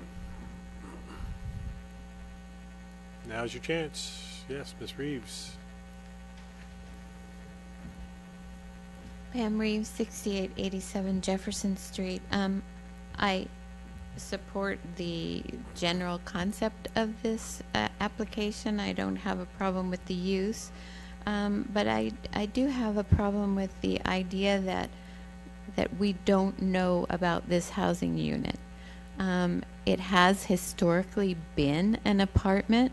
I have known people who have lived there over the years, and I find it difficult to believe that staff doesn't regard that as the loss of a housing unit, and that some exchange into the housing fund should be made. If we are removing a rental housing unit, that has been the historic pattern, that someone has to make a donation or an in lieu fee to the housing fund. And I don't see any reason why that shouldn't happen now, regardless of whether it is occupied now. It is and has been a unit. So I think it would be not consistent with town policy not to discuss that and to check into it further and make the determination that a housing unit is being lost. The same thing goes for the parking. In an overview, I know that staff has done an assessment of the V Marketplace parking, and they've discovered these excess spaces. But the town has a town-wide parking problem. And if we take up all of these quote-unquote extra parking spaces for people to expand uses that don't fit on their property, then we exacerbate our parking problem. We don't solve it.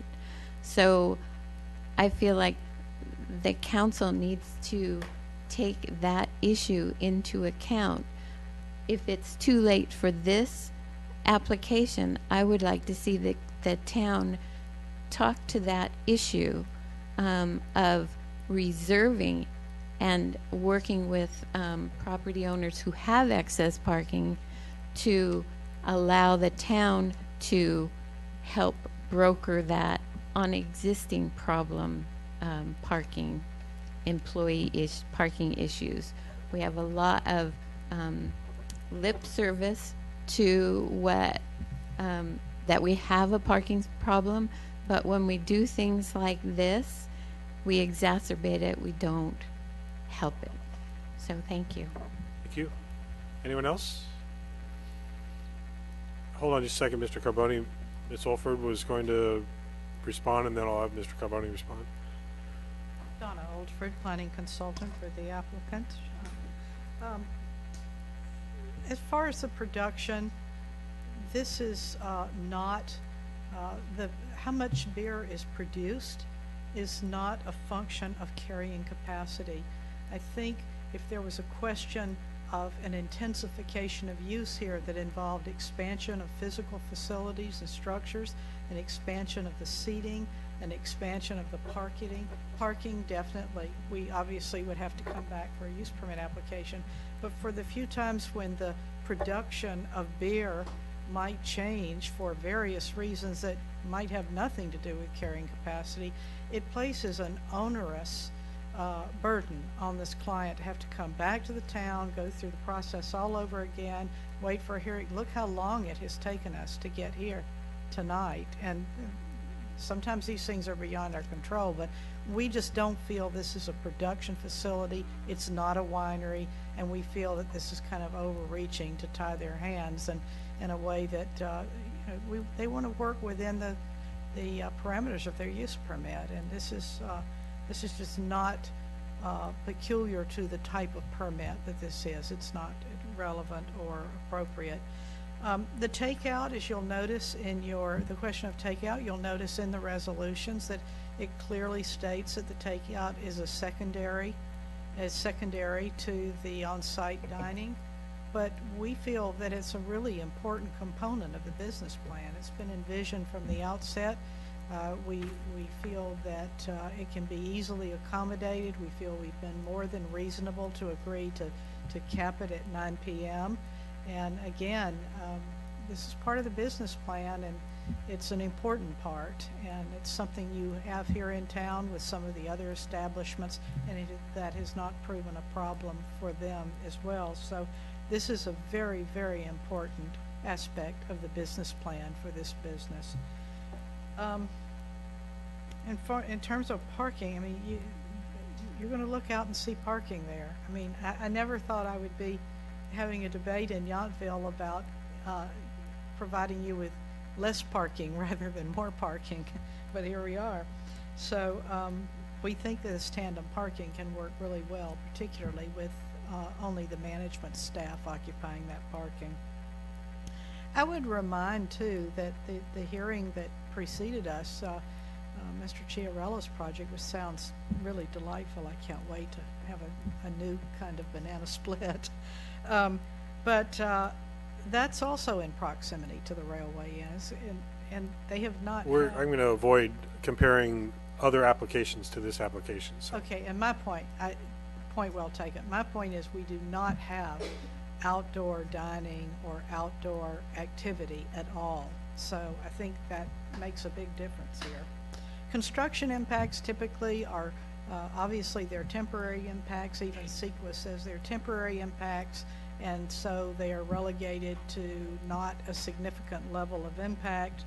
And it's especially the case here because this is an existing structure. We're talking essentially about a remodel here, and so we're not building something from the ground up. And we feel that this can be handled through our working with the construction, the contractor, to speak to some of the issues about movement and maintaining the viability of existing businesses.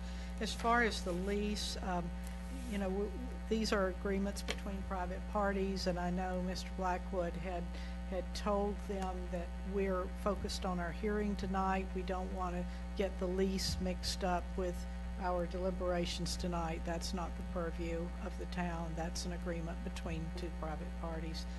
On the housing unit, there has been no one in this unit for 20 years, so it's not been part of the housing stock in Yountville. It is, in fact, probably a legal non-conforming use, I would assume. And because of that, by virtue of definition, if it has not been used for a residential unit continuously with no 6-month period of abandonment, then that use is actually lost anyway. So irrespective of nobody having lived there forever and ever, it has not been it wouldn't be a legal use by virtue of the 6-month period. So that is just our response. We just beseech you that the takeout really is a critical part of the business plan, has been from the very beginning. We don't feel that it needs to be a distraction for the other businesses, and that's important that we keep that component in. But we are willing to stop the takeout at 9 o'clock if that helps. We think a lot of the takeout people may be coming from Railway Inn, but they'll be coming from all parts of town too. And so that's my only rebuttal. Thank you. Okay, so I do want to ask, and then I understand Councilmember Durham, or go ahead, ask your question first. So, beer production. If I read everything in here correctly, there was an agreement to reduce the amount of deliveries of grain to the brewery to reduce the amount of production. Is that correct? That is correct. Okay, very good. I believe, Senator, you said no more than 2 days. Correct. And my question is related to that. And page 4 of 13 out of your project narrative, as it relates to beer production, I think this is where Mr. Block was coming from. You list 500 barrels of beer per year, with an annual production of 500 to 550 barrels maximum. So that's been stated by you and your team. He's asking that be codified. You're saying now you don't want any production limit. So can you rectify the fact that you have that in your narrative and now you say you don't want it? Actually, I'd like to defer to staff on that item. This is something we discussed. Well, this is in your narrative, that there's a 500 to 550 maximum that you're proposing.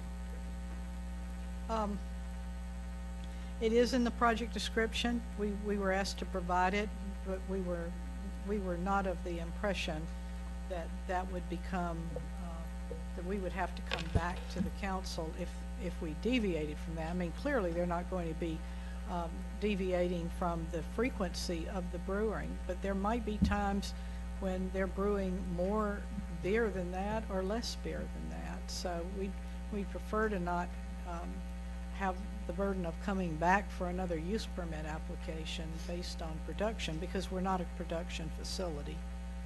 I mean, Okay. it's clearly so ancillary to the nature of this business. Okay, thank you. And it's not going to result in carrying any impacts to carrying capacity or intensification of use. I guess that's our point. It does not translate into an intensification of the use on the property. Okay, thank you. I believe Mr. Carboni had, I think Okay, thank we've you. answered our questions. Mr. Carboni wanted to readdress. My name's John Carboni, owner of the Whistle Stop Center. I just wanted to clear up this apartment issue, okay? I know housing is a real limited deal in this town. It's never been an apartment. It's zone commercial. It used to be the Yada Hay up there. It was an art gallery up there. Overland took it over. You know, they're probably using most of it for warehouse up there. I just wanted to make that perfectly clear that it's never been an apartment. People don't live there. Okay? Okay. Just to clear. Thank you.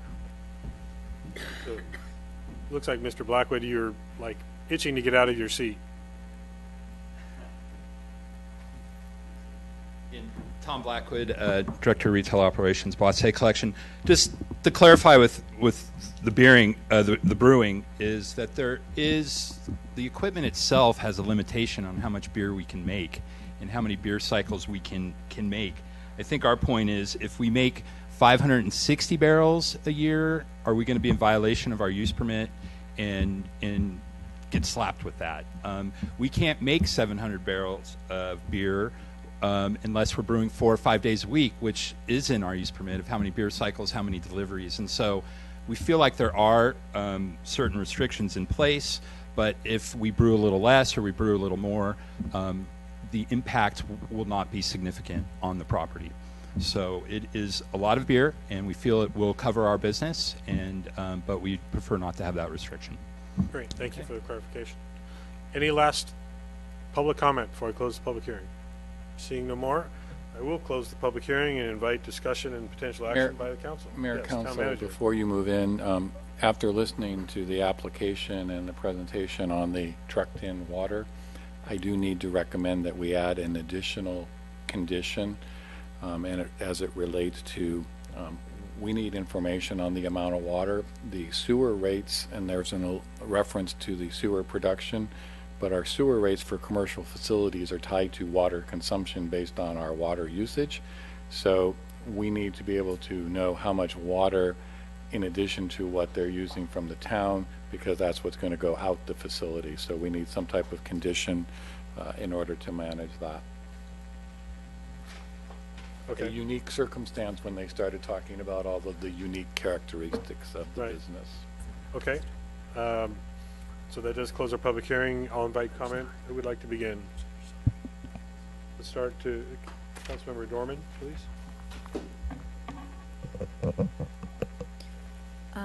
Thank you. So this is a follow-up question for staff. I think Mr. Blackwell just said that beer cycles and something else I didn't have time to write down are in the use permit, and so they are spelled out in there. Well, the second condition of approval is that development, operation, and the use shall be substantially as represented on the approved plans and elevations, material sample, project narrative, and they've represented that it's 550 gallons brewed on no more than 2 days a week. So that's incorporated by references to the limits on production. And I think Mr. Blackwood is correct. If they do a little more or a little less, that's substantially in compliance. It's if they go to 3, 4, 5 days of brew, then we would consider that not in substantial compliance. Is there a way to tighten that in the condition of approval and still give some flexibility? Because I certainly understand if you make an extra 50 gallons a year, that's what happens, or 100 or whatever. But is there a way to tighten it down in a condition?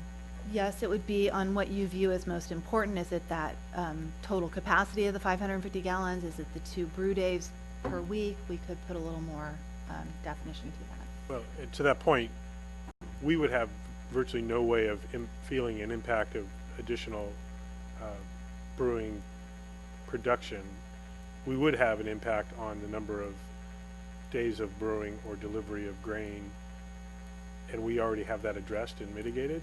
To identify the gallonage, if that's a word, would not only be challenging, but I don't know that that's even necessary from our perspective.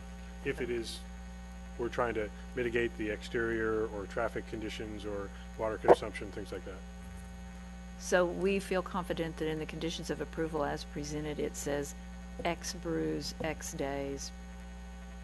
It Yes. specifies that. By reference to the narrative and the discussion in the staff report, yes. Okay. So, and I think this is probably for the town attorney. Ms. Oldford gave us an overview of the law, assuming that there ever was anyone in the apartment. Mr. Carboni said there really hasn't been anyone in the apartment. Let's say no one's been in the apartment for the last 5 years, which we probably could all agree on somehow. What does that mean about a legal non-conforming use? Was that a correct statement, that that use is now no longer? Yeah, so assuming that that was for residential use and that was legal non-conforming, and that probably would have happened if the area was rezoned and that was an existing residential use that was in there when it was rezoned, and then it would have been used continuously. But it is a correct statement under your hypothetical. If it is not used for that residential legal non-conforming use for a period of 5 years, it would be considered abandoned, and then it could not be reassumed. You'd have to convert to what the current zoning and usage allowed there. Okay, and I think it's a separate policy discussion about what council may or may not want to do about that. I just wanted to get clearly in my mind what the law is. Could we, another question for you, Mr. Bell, could we require some exchange into the housing fund, some payment, regardless of whether it's been occupied? I think I'll defer to the planning and building director. We have this will be a change in use, so it'll be subject to impact fees for the new use, and there's an affordable housing in lieu fee that will be applied for each of the restaurant seats.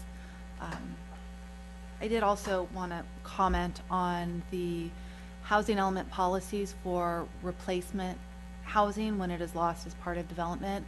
And the 2 policies that apply are to affordable housing, and that's either deed restricted affordable housing or that under contract with the Housing Authority of City Napa or Napa Valley Community Housing. They're very specifically deeded affordable rather than just happening to be affordable. And in that case, when those units are lost, there's a requirement for replacement housing. An example is Jessup Cellars. When they wanted to convert that to a tasting room, they were required to replace it elsewhere. Another housing element policy that applies is when residential property is rezoned to commercial, there is to be replacement housing for the number of units lost and also to approximate for the number of employees that will be necessary for the new use. So those 2 policies apply to replacement housing. They don't apply to the factual situation before the council tonight. And in any case, we will be pulling in affordable housing fair share fees for the development. Okay, so Before you get off that subject, and Sandra, I'm going to apologize now for going probably further back than your tenure, where Heston Tasting Room is now. There used to be 4 apartments. Rezoned. Right, 4, but there were 4 apartments and 1 cottage, and those all went away. They were not income restricted units, and they were replaced by 1 single apartment unit in the redevelopment of that property, but there was no requirement to either pay an in lieu fee of the lost net units because they were not deed restricted. Right. Does that sound correct? That is, yes. So the program that was applied was a conversion of a residentially zoned property to commercial, but the requirement is that you approximate the replacement. There's no firm number, and so the one that was provided met that requirement. In addition, however, they did pay affordable housing fair share fees for the new commercial uses, so the town did receive a benefit to the conversion and use. I just wanted to educate you, because I know that's before you were And here, yes, there so. were 4 units, Yeah. or maybe even Well, there were 5. 4 apartments and Yeah. 1 cottage. Yeah, 5. And just to add clarity on that one, those were also units that could not and would not be able to meet our current requirements for reconstruction. You could not put development of that size and nature on that lot. That was a inherited prior to incorporation development. Right. thank you. So to summarize, there's not a specific requirement to continue it as housing, correct? Correct. And legally, what we can do is the in lieu fee, and we are doing that. Correct. So we are doing what we can do to forward our affordable housing Yes. policy. Okay. Just for clarity, it's not an in lieu fee, it's an impact fee, just Okay, for impact fee. total clarity, but it kind of gets to the same place. There's money being put in the housing fund. Okay, impact. All right, thank you. Now, I've heard about water use. Do we know if the brewery is going to use any water other than for its kitchen and bathrooms from the town? I mean, are they going to truck in everything for their beer and everything that their patrons drink on the tables? Is that what I understand? The consumption elements will be trucked in, but landscaping, kitchen, restrooms, et cetera, that's So all there on. won't be an appreciable additional burden on town water supplies? Well, the restaurant use will use a higher amount of water than the existing retail use, but it's within what is anticipated for town development. So we have plenty. Mhm. And then I think somebody mentioned a brewery has already been approved, but not, I think it might have been you. Right, that's at Otimo. That's what I thought. That was before my time, but I thought I remembered that. So Redwood it has, also, I was going to say North Block Redwood also has a brewery. but they have not moved forward on that either. okay, so we have That- 2 I would- approved. I would say those are different than the more traditional brewery, like the Otimo and the brewing company. That's an ABC beer license that allows you to, it's an exception, let's say. But to they have been approved to ABC licensing. to manufacture Mhm. beer on site. Right, Okay. as a way to get a full liquor license. And this might be a question actually for the applicant. We're not going to be able to go back to the Okay, applicant. sorry. Okay, well, maybe you know. Will they have TVs in the bar? And my question is going to, I don't think bars, people always sit in them. I think sometimes people stand around in a bar and have a brew. So I'm going to kind of an occupancy, how do we monitor the fact that they have 66 seats, but they could have 80 or 90 people in there? So what are we doing about that? So 2 questions. The first one is that my review of the drawings, I did not see any TVs, so I don't think TVs are part of the Okay. project, are they? Well, that's okay. It kind of just goes through the Maybe- whole thing. maybe- Even if I there's don't not know, a TV, basically. I'm just going to a standing room only kind of thing. When it comes to building code occupancy, or the maximum number of people that are permitted in that space, is based on building code for how the space is laid out, and the parking spaces have been assessed at that standard. What's interesting is that there is a restaurant seat count that could apply to the bar, and that equals the same number of seats as the bar seat count based on occupancy. One is a square footage standard and the other is an occupancy standard. And it meets the parking standard. Okay. And so we try to anticipate worst case scenario. I think that's all I have right now. Thank you. Thank you. Councilmember Durham, comments? Thought we were at the comment stage.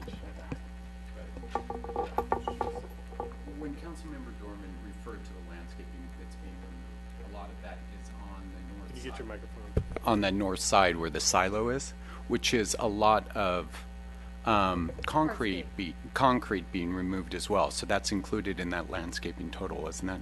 Okay, very good. We have no purview over their retail element, correct? And there is no retail element. They're choosing to have that for this space, correct? That is part of their proposed use, yes. Very good. The municipal codes for the residential tandem, can you speak to that? Sure. The municipal code section cited by Mr. Block as a whole talks about minimum off-street parking requirements. And so when read in context, that subsection L talks about a use permit being required to meet minimum off-street parking requirements. So in this case, it's not being used to meet a minimum requirement. This is above and beyond the minimum off-street requirement. So I think by its terms, what this is saying is, if you're going to try to meet your minimum off-street parking requirements in a single-family dwelling or duplex unit, you must come get a use permit. That's how I'm reading that. So it's under our jurisdiction to allow it for businesses if we so choose, as we've done for. Yes, because you have the general ability thank you. You have the general ability through the use permit process to impose conditions and approve things like this. Very good. And it's not expressly prohibited in this zone or for this use. Very good. And then Maison Fleury butts up to Bouchon and Bouchon parking lot. Correct. Have there been any complaints that you know of? For the most part, no, although I would say that we have heard from a guest. We have on- had was it complaints, just one although I would occasion? not say they're infrequent, but occasional complaints. So I wanted to run down the laundry list of every B&B and hotel, including North Block and Redwood, Petit Logis. Overall, do we see an amount of police calls for noise complaints that is above and beyond just standard business? No, it's as the town manager mentions, it's infrequent. There's one other one. Speaking to the representative from Cornerstone, asking about deliveries. That's spelled out. The deliveries are spelled out in the Right, permit. yes, deliveries are to occur from that rear parking lot and to be a nose. And the concern for the trash, if I read the plans correct, it's not taking a space, it's being pulled for. Right, it's maximizing The space the that's area already they're there. in now. Very good. I believe that was 9 a.m. to 11 a.m. on deliveries, correct? The restriction is that they can't start before 9, but we didn't establish a window that they had to occur within. So the tandem parking is for management, is for employees. Yes. And the public speaks to our townwide parking problem. So I want to go on record as saying we have a townwide employee parking problem of disrespectful employees. Through our parking management plan, we're being able to monitor that. And then in effect, through this tandem parking, by having management and employees there, we're controlling it as well, are we not? Yes. Thank you. Okay, thanks. Councilmember Mueller?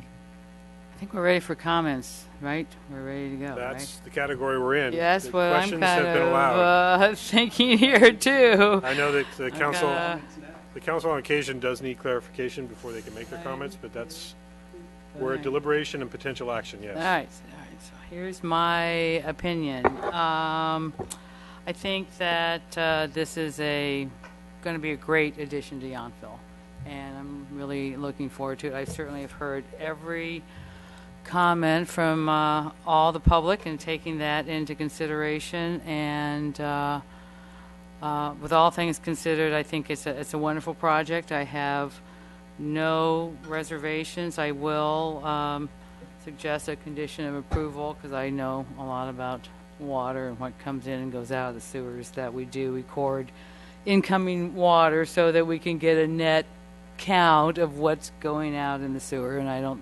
I see some good head shaking in the audience, so I don't think that's going to be a problem. So the rest of my comments are really pretty pedantic. It's the whistle stop, it's used to serve beer, and now we're kind of back to that too, so that's pretty interesting.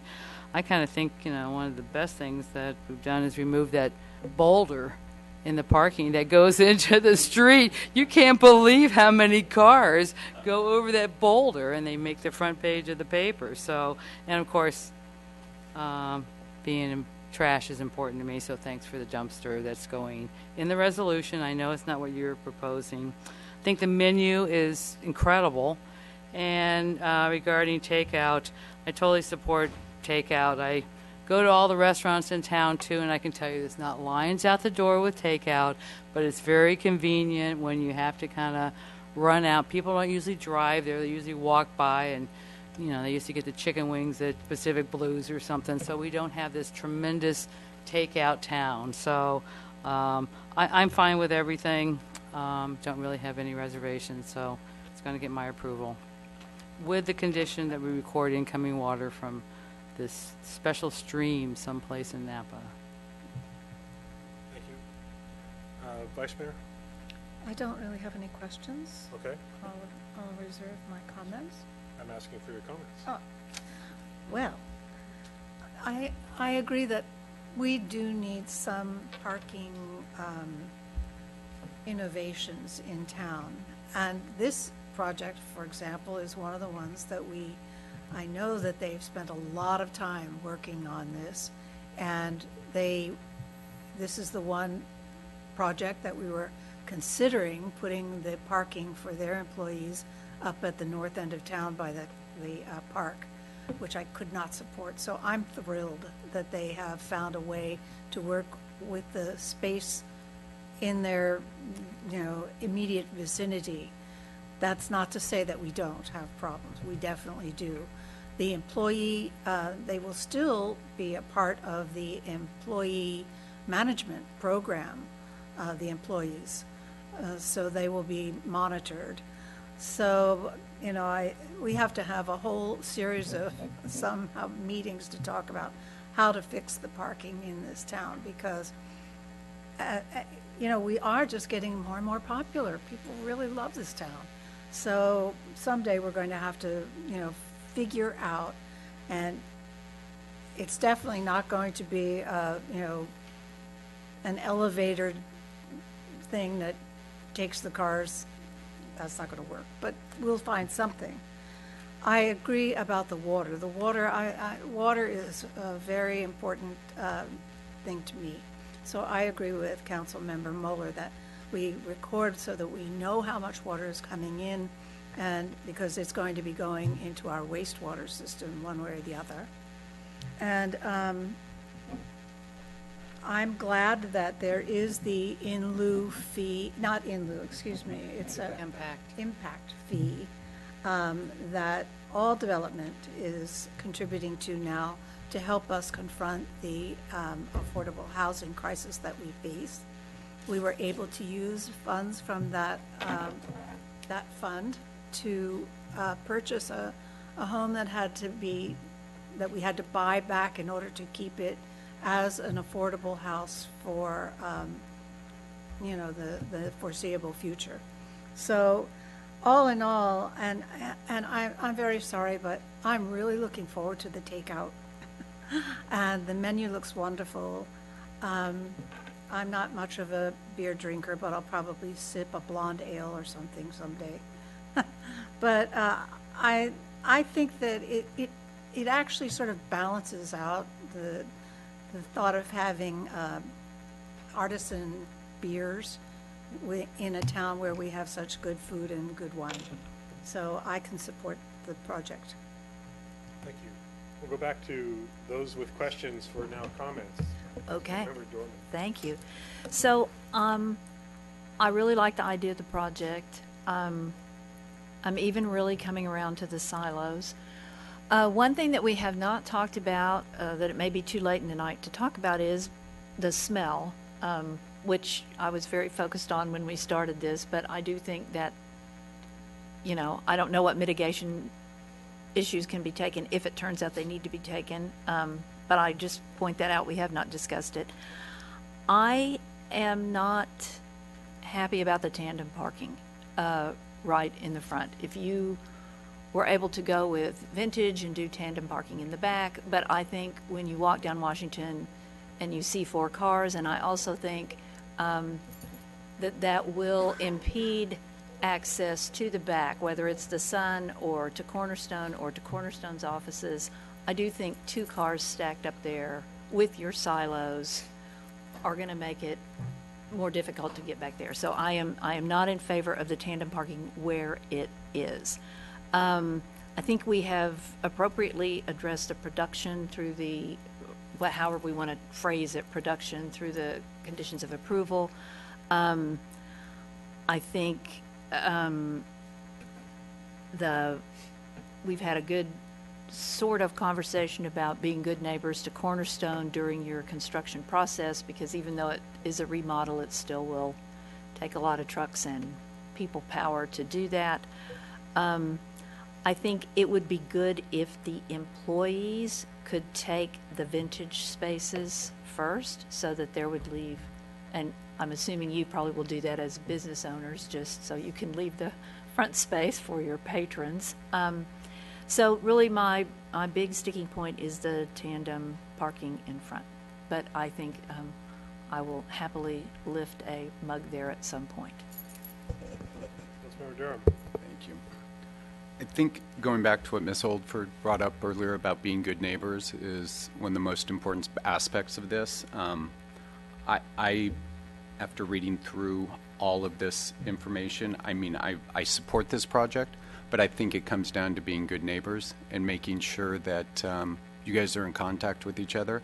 I mean, everything we've heard tonight is just about being good neighbors on the sticking points that were listed to us. I think that the tandem parking will work. It's going to work in that area. As you pointed out as well, it still remains just 31 spots on Washington Street. Nothing else increases on that side as well. So I echo what everybody else has said. Thank you. I'll start by identifying some of the easier things to address. The conditions as they are existing about leases are not our business. They just simply aren't. It's between the property owner and the businesses, and sometimes it's very challenging to stay neutral on those things, but it is not our purview at all. I completely support the idea of adding a condition of approval related to the water impacts on our system. That makes total sense. Some of the other changes to the property, I see the landscaping as an upgrade to a very kind of, I think Sandra used the term tired. I would have used the same term, that change can be a very positive change. I think this is an example of very positive change. Basically all of the exterior, I mean, we've seen the upgrade to the exterior of the adjacent properties, and knowing the reputation of Mr. Boisset, the team, the brand, I have no question about the level of quality that will be presented on the outside as well as the product on the inside. I do think we've mitigated completely appropriately the amount of impacts of grain delivery, other truck traffic, the water delivery, limiting them to the number of days and the times of day, mostly before business really gets going. What's kind of also interesting is how often CEQA gets referenced these days. CEQA really, in my opinion, is a fact-finding. It's not a evaluation of facts. It's a delivery of facts, and then people can argue whether those facts are accurate or not. I think going through that process made sense, but that in and of itself doesn't justify the outcomes. That's our job, to justify the outcomes. Let's not forget that there may need to be a restroom required to be added back in somewhere. It seems to make total sense that there is such a requirement by whether that is environmental health or whomever it is that would decide that. Typically, a drinking and or eating establishment, you would expect something to be in immediate proximity. Outside might be immediate enough for those that have to decide. The parking, I know, has been a significant challenge. It's cost a significant amount of time and expense to the applicant, but I do think that it was important that we go through that process. And we never promised how long it would take or how much it would cost to get there, but I do feel like we've gotten to a place that will be a great benefit to Yountville, especially the fact that the name Yountville is actually in the brand, which is not always what we see. So I have no problem with the takeout issue. I think that's a non-factor. We have other businesses in town that say they don't have takeout, but if you don't finish your meal, you take out what you're there for, what you've already purchased. The tandem parking I don't have a problem with. It's a unique property. There's some very interesting and challenging angles and access points to different businesses, and that's kind of the deal. I mean, that's where that location matters. If you're on the street frontage, you're in a much more advantageous position than when you're not. And I'm sure the terms of leases bear that out. Obviously, as has been said, trying to be as little an impact on construction and general operations is always a good practice. But again, I go back to the reputation that Mr. Barcet and the team has already proven, not just talked about, because everyone talks about being, caring about the community and caring about the neighbors, but we've had a long history so far of seeing that in real time. So I'm pleased to support this. The only thing I would change is adding the condition on the impacts of the wastewater, but I can absolutely say yes to this. So with that, is there further discussion or action to be had? Like a motion? Well, I'll make a couple motions here. We have two to make. We have one for the neg deck, so we'll start with that one. Wait, why won't it pop up? Okay, I'd like to make a motion that we approve resolution number 17-3404, adopting a negative declaration of environmental impacts for the Yountville Brewing Company located at 6505 Washington Street, assessor parcel number 036-081-011. Second. Thank you. Please vote when the screen comes up.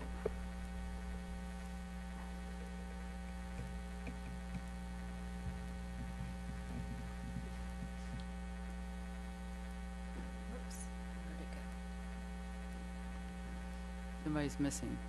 Who's missing? Could you just verbalize your vote? Yes. So that's 5 votes yes for the negative declaration? Okay. And then who would like to make a motion on the master development plan itself? Well, I might as well keep Okay, go going for it. here. So before I do this, I want to say that Yountville has really good water, just to kind of think about that. Spend a lot of time making really good water here, just in case you change your mind. I'd like to make a motion to approve resolution number 17-3405, approving a master development plan amendment, including design review for exterior modifications and use permit for change in use to a microbrewery with beer production and food service, and master sign plan amendment for the Yountville Brewing Company. That sounds kind of cool. Located at 6505 Washington Street, Again, assessor parcel number 036-081-011 with the following additional condition of approval, and you can word this however, that we monitor incoming water into the brew pub for use in determining the net outflow into the sewer system. Steve, does that properly cover your concern? Is there a second on that motion? A second.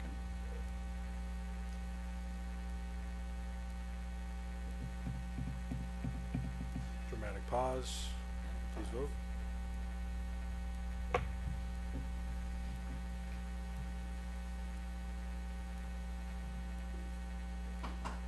And that passes 4-0 with one abstention. So that is approved. So congratulations on the application. Thank you all very much. I know we're going to lose a lot of our audience right now, but if you could please exit quietly so we can continue our business tonight. You're very welcome. Thank you all. Congratulations. Not right now. You could get to them because we're at a very late hour already, so we need to continue. So we're going to move ahead to our next item quickly, item 10A, related to our Envision Yountville General Plan Advisory Group update. Nathan, thank you for waiting all this time. Of course. Thank you for controlling the temp. Yeah. I do what I can, including giving a brief staff report. So before you this evening is the invitation for a discussion and direction regarding the composition and appointment of the Envision Yountville General Plan Town Advisory Group. The purpose of this report is first and foremost to share what the recommendation of the General Plan Ad Hoc Committee is, and then to have the Town Council conduct a discussion, then provide feedback on to staff and the ad hoc group on how to proceed in the formation of the advisory group. So beginning with that, I'll provide just a little bit of context to then guide that discussion. So first, applications for the Envision Yountville Town Advisory Group, or TAG for those short on time, opened on March 16th and ended on April 14th. The recruitment ended with a total of 31 applications received, even though it's noted that 2 applicants have withdrawn from consideration following clarification of a time commitment. The General Plan Ad Hoc Committee, consisting of Mayor Dunbar, Councilmember Moeller, ZDRB Chair Cook, and ZDRB Member Denton, met on April 21st to receive an update on the recruitment and to compose a recommendation to share with the Town Council, which is what you're receiving right now. This report is that recommendation, and it really covers 2 main topics. First, the anticipated regular meeting schedule and special community workshops, and also the composition and appointment of the advisory group. So first, with regular meetings and workshops, the advisory group is expected to meet monthly from July 2017 until adoption of the general plan, hopefully in the spring of 2018. And these meetings will be open to the public. They'll have agendas, they'll be noticed, and will likely be structured around a group holding facilitated discussion in a round table format, not unlike the Go Green Team meetings during the formation of the town's climate action plan. These meetings will be held in the Town Hall Council chambers right here. The meetings will likely be held during the week in the evening, likely on the second Thursday of every month at 6 p.m. But this group is also expected to attend special community workshops that will be related to the general plan and policies. And these workshops will be held in the community center and are tentatively scheduled for Thursday, August 24th, Thursday, October 19th, both in the evening, and a special Saturday, February 3rd afternoon meeting from 1 o'clock to 4. Again, not unlike the workshop held for the climate action plan on that Saturday afternoon. Regarding the composition and appointment of the group, which will most likely be the main focus of the discussion this evening, because the recruitment ended with a total of 31 applications, this is much more than the typical number of applications received for council-appointed committees and working groups in the past, and the public interest should be commended. As is custom, interviews of the applicants is expected and would precede the final decision regarding appointment to the advisory group. But it should be worth noting that if it is the desire of the town council to interview every applicant, the interview process would likely span several days. After discussing the process and the number of applicants with the ad hoc committee, the recommendation was made that the applications be screened prior to interviews being scheduled.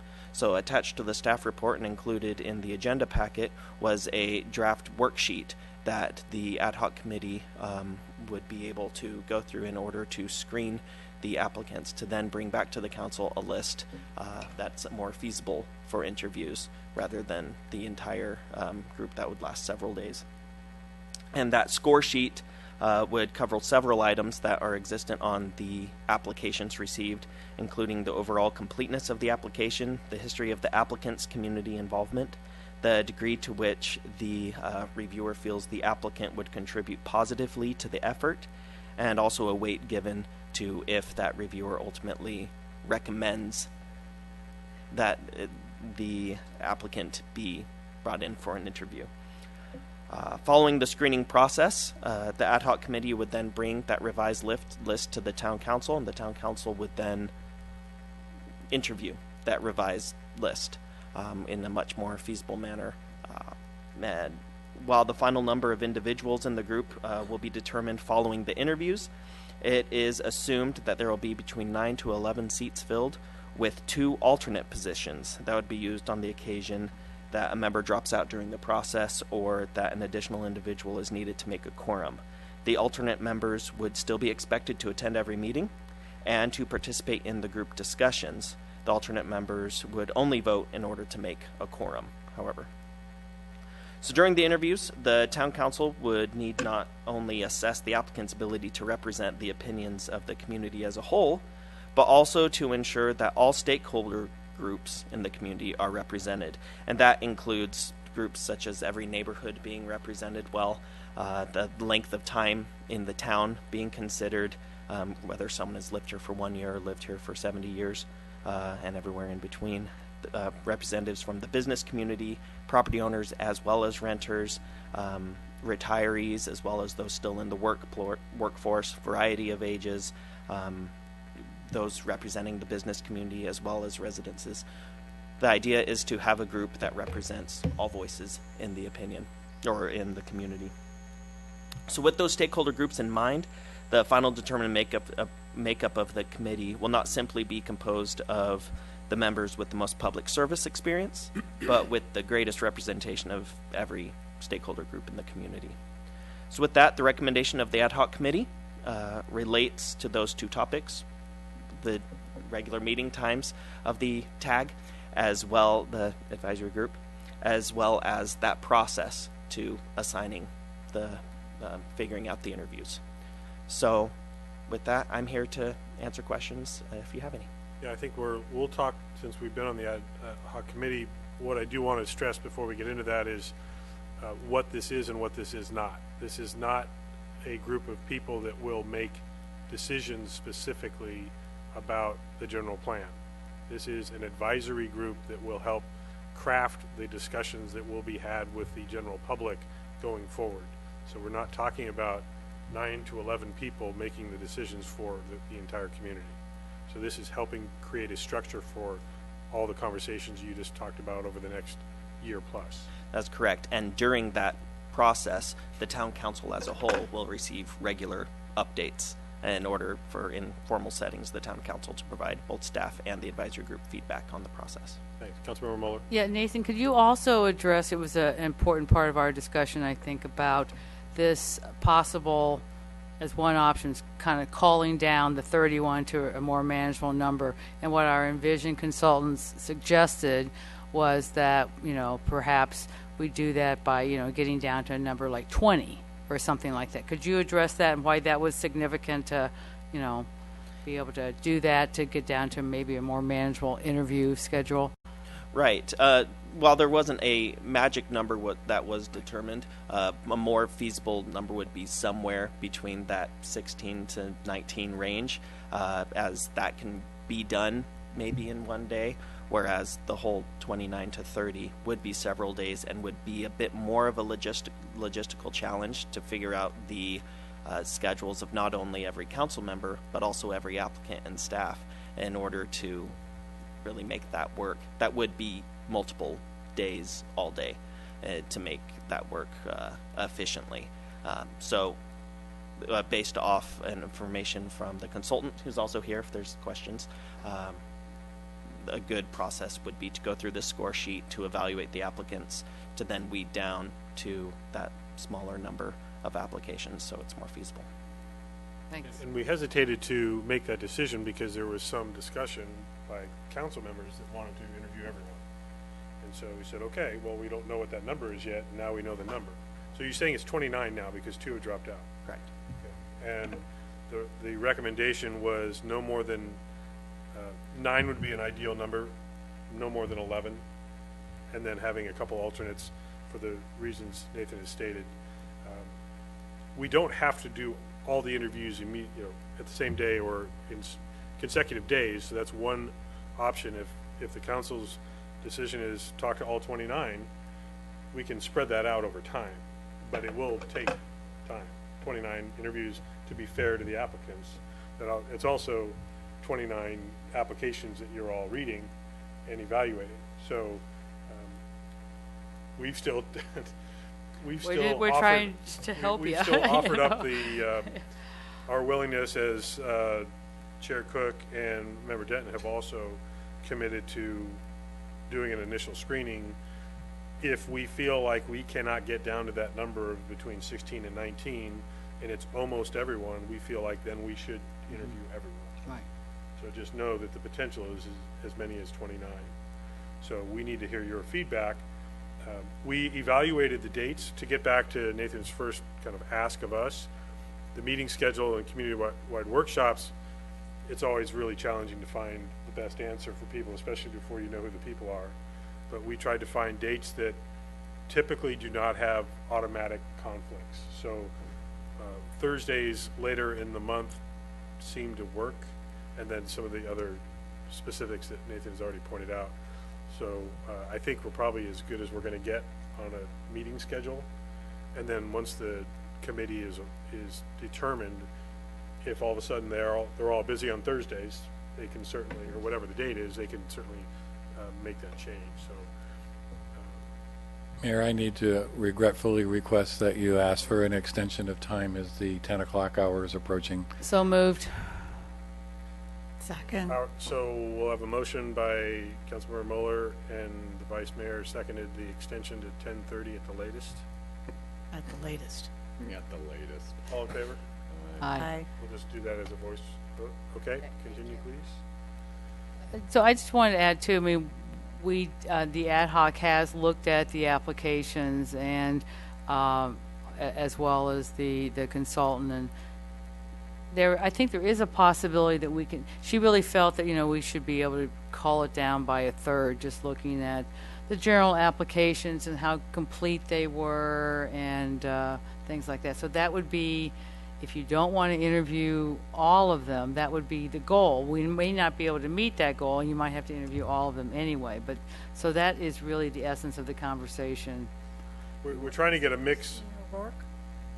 We're not identifying anybody specifically yet in terms of applicants. No, is she the facilitator? Christian O'Rourke was hired on for the drafting of she's the writing. plan. She's doing the writing. Yeah. She's so terrific. But to build on what Councilmember Mueller just said, we're looking for a broad demographic. So if we get 8 applicants that have the exact same set of demographics, we're not going to likely choose all 8 of them. No. Understandably. So, but we won't really know that just by their paper application in all cases. Right. Well, that was going to be one of my questions, and that is, have you been able to determine from the applications that all these stakeholders have applied, like business owners and property owners and renters? And that's good. Yeah. Wonderful. So we're going to try to get, at least when we call them down, the demographics generally represented. We don't feel like we, have quotas that we have to make. So we're not going to pick somebody that, wasn't really strong or who can really help this process, the general plan process, just because, well, it's the only one that lived over here. So that's why that score sheet is how, if you did choose that option, that would be how we'd call it down, but it would be a similar score sheet to what the council would probably use during the interview of those 16 to 19. So that said, what do you think? So before we continue, I'll invite any member of the public that's still here that isn't a consultant that would you, Pam, would you like to say anything about this or not? No is okay. Okay. So further conversation. Let's do this in two parts. You want to know about the meeting schedule. Are you fine with the meeting schedule? I mean, do we need a formal vote on this? Well, I was under the impression that the full council was not going to attend the meetings. Is that true? When it comes to attending the meetings, while ultimately they're public meetings, it's probably recommended that the council not attend those in order to encourage a free flow of ideas and exchange of the advisory group. I vote for that. When it comes to the workshops, we do encourage the council, whether it's similar to the speaker series events and just initially open up with a hosting or like a welcome and then kind of sit back and observe. That can be determined by council policy decision. Well, 3 of those dates look very good for me, but one is my husband's birthday. He won't want to do that. Are we okay with the dates as proposed for the meetings and the workshops? Yes. So that's unanimous yes. So do you want to interview 29 people or not? I don't think, Vice Mayor? for myself, I don't think that, I trust the 2 of you to do the initial screening process. Well, it's 4 of us and staff. The 4 of you and staff. Yeah. Along with the 2 ZDRB members. The ZDRBs, yeah. Well, in that case, I really trust everybody. Councilmember Dorman? I've not changed my opinion from previous. I think that we owe it to everyone who has applied to give them 15 or 20 minutes of our time. And if, as Nathan says, he suspects we could interview 16 in one day, that's only 2 days that we would have to take to interview everyone. So I think it's important enough, and I think our other advisories, the PRAC, the Arts Commission, the Zoning Board, they all get the full attention of the council on a person-by-person basis. So I have not changed my opinion on that. We've never had 29 applicants for any of those commissions. I know. That's the point. Councilmember Durham? I tend to agree with Councilmember Dorman. We're talking about something that's going to take us into the next 20 years. We're talking about, we just talk about it all the time is what we do. So if we're going to put together an advisory group that is going to help steer the conversation and help move us in a certain direction, then I think it's important for all of us to participate. And the more I read about the interview process in general, just as interviewing processes for anything, I think it's vital that the 5 of us are involved. So that's my thought. Okay, I changed my mind. Welcome aboard, because we were already committed to doing it. So. Now we can cancel our Monday meeting. Canceled. Good. Okay, good. So I'll take that as unanimous support of interviewing all 29. I would absolutely discourage us from doing 2 full days. I think that's not fair to anyone at the end of the day. So we need to schedule this out to have a very reasonable, maybe half days. This is a 1.5-year process. So to add a few more weeks based on interviews, I know we're going to get into, we have 2 council members going to be gone for 3 weeks this summer. But I don't think it's fair to try to talk to 16 people in a day. Well, in addition to that, I mean, what's the likelihood that we're going to find 2 days where 29 applicants can show up on one of those other days? So it might not, there's got a lot of factors now coming into play. Sorry, staff. But. So with that, thank you for the feedback. We'll be able to, starting as early as tomorrow, be able to figure out dates to make this happen. Well, you just freed up 2 to 3 hours on Monday the 8th. Yeah. Thought you were going to have to But we were talk gonna to get- us about it. I'll take care of 2 or 3 interviews. What we could do, we'd like to hear the recommendation from staff on if you'd like staff to prepare questions for you for the interviews, to kind of help guide them, knowing that with that many interviews, it'd probably be a good idea for every applicant to receive the same You questions. should ask the same questions of everyone. We can't. Yeah. Are we also then going to be doing this? Yeah. Okay, good. All right. Yeah, we will be doing the score sheet on every applicant as well as the live interviews. So it's likely that score sheet will be edited slightly, since that score sheet was created mainly just to evaluate the application. There will be some edits to it to also include the interview portion as well in order to come up I with some do kind think of it's going to be a helpful tool to help us maybe break ties. If there are people that, we have mixed reviews on, but then realize, okay, that this part of the demographics is kind of weak, and they might bring some strength to something. So I do think that's still valuable. Do you want to propose some dates to the 29 applicants and say, these are the dates that we're proposing, the council's available? You probably need to check with us first, and we'll say, these 3 or 4 or 5 dates are possible. Can you all participate in? Yeah, I will likely send an email to you 5 council members tomorrow morning, so I encourage you to be anxiously staring at your email and refreshing every 2 seconds so we can understand what your availability would be.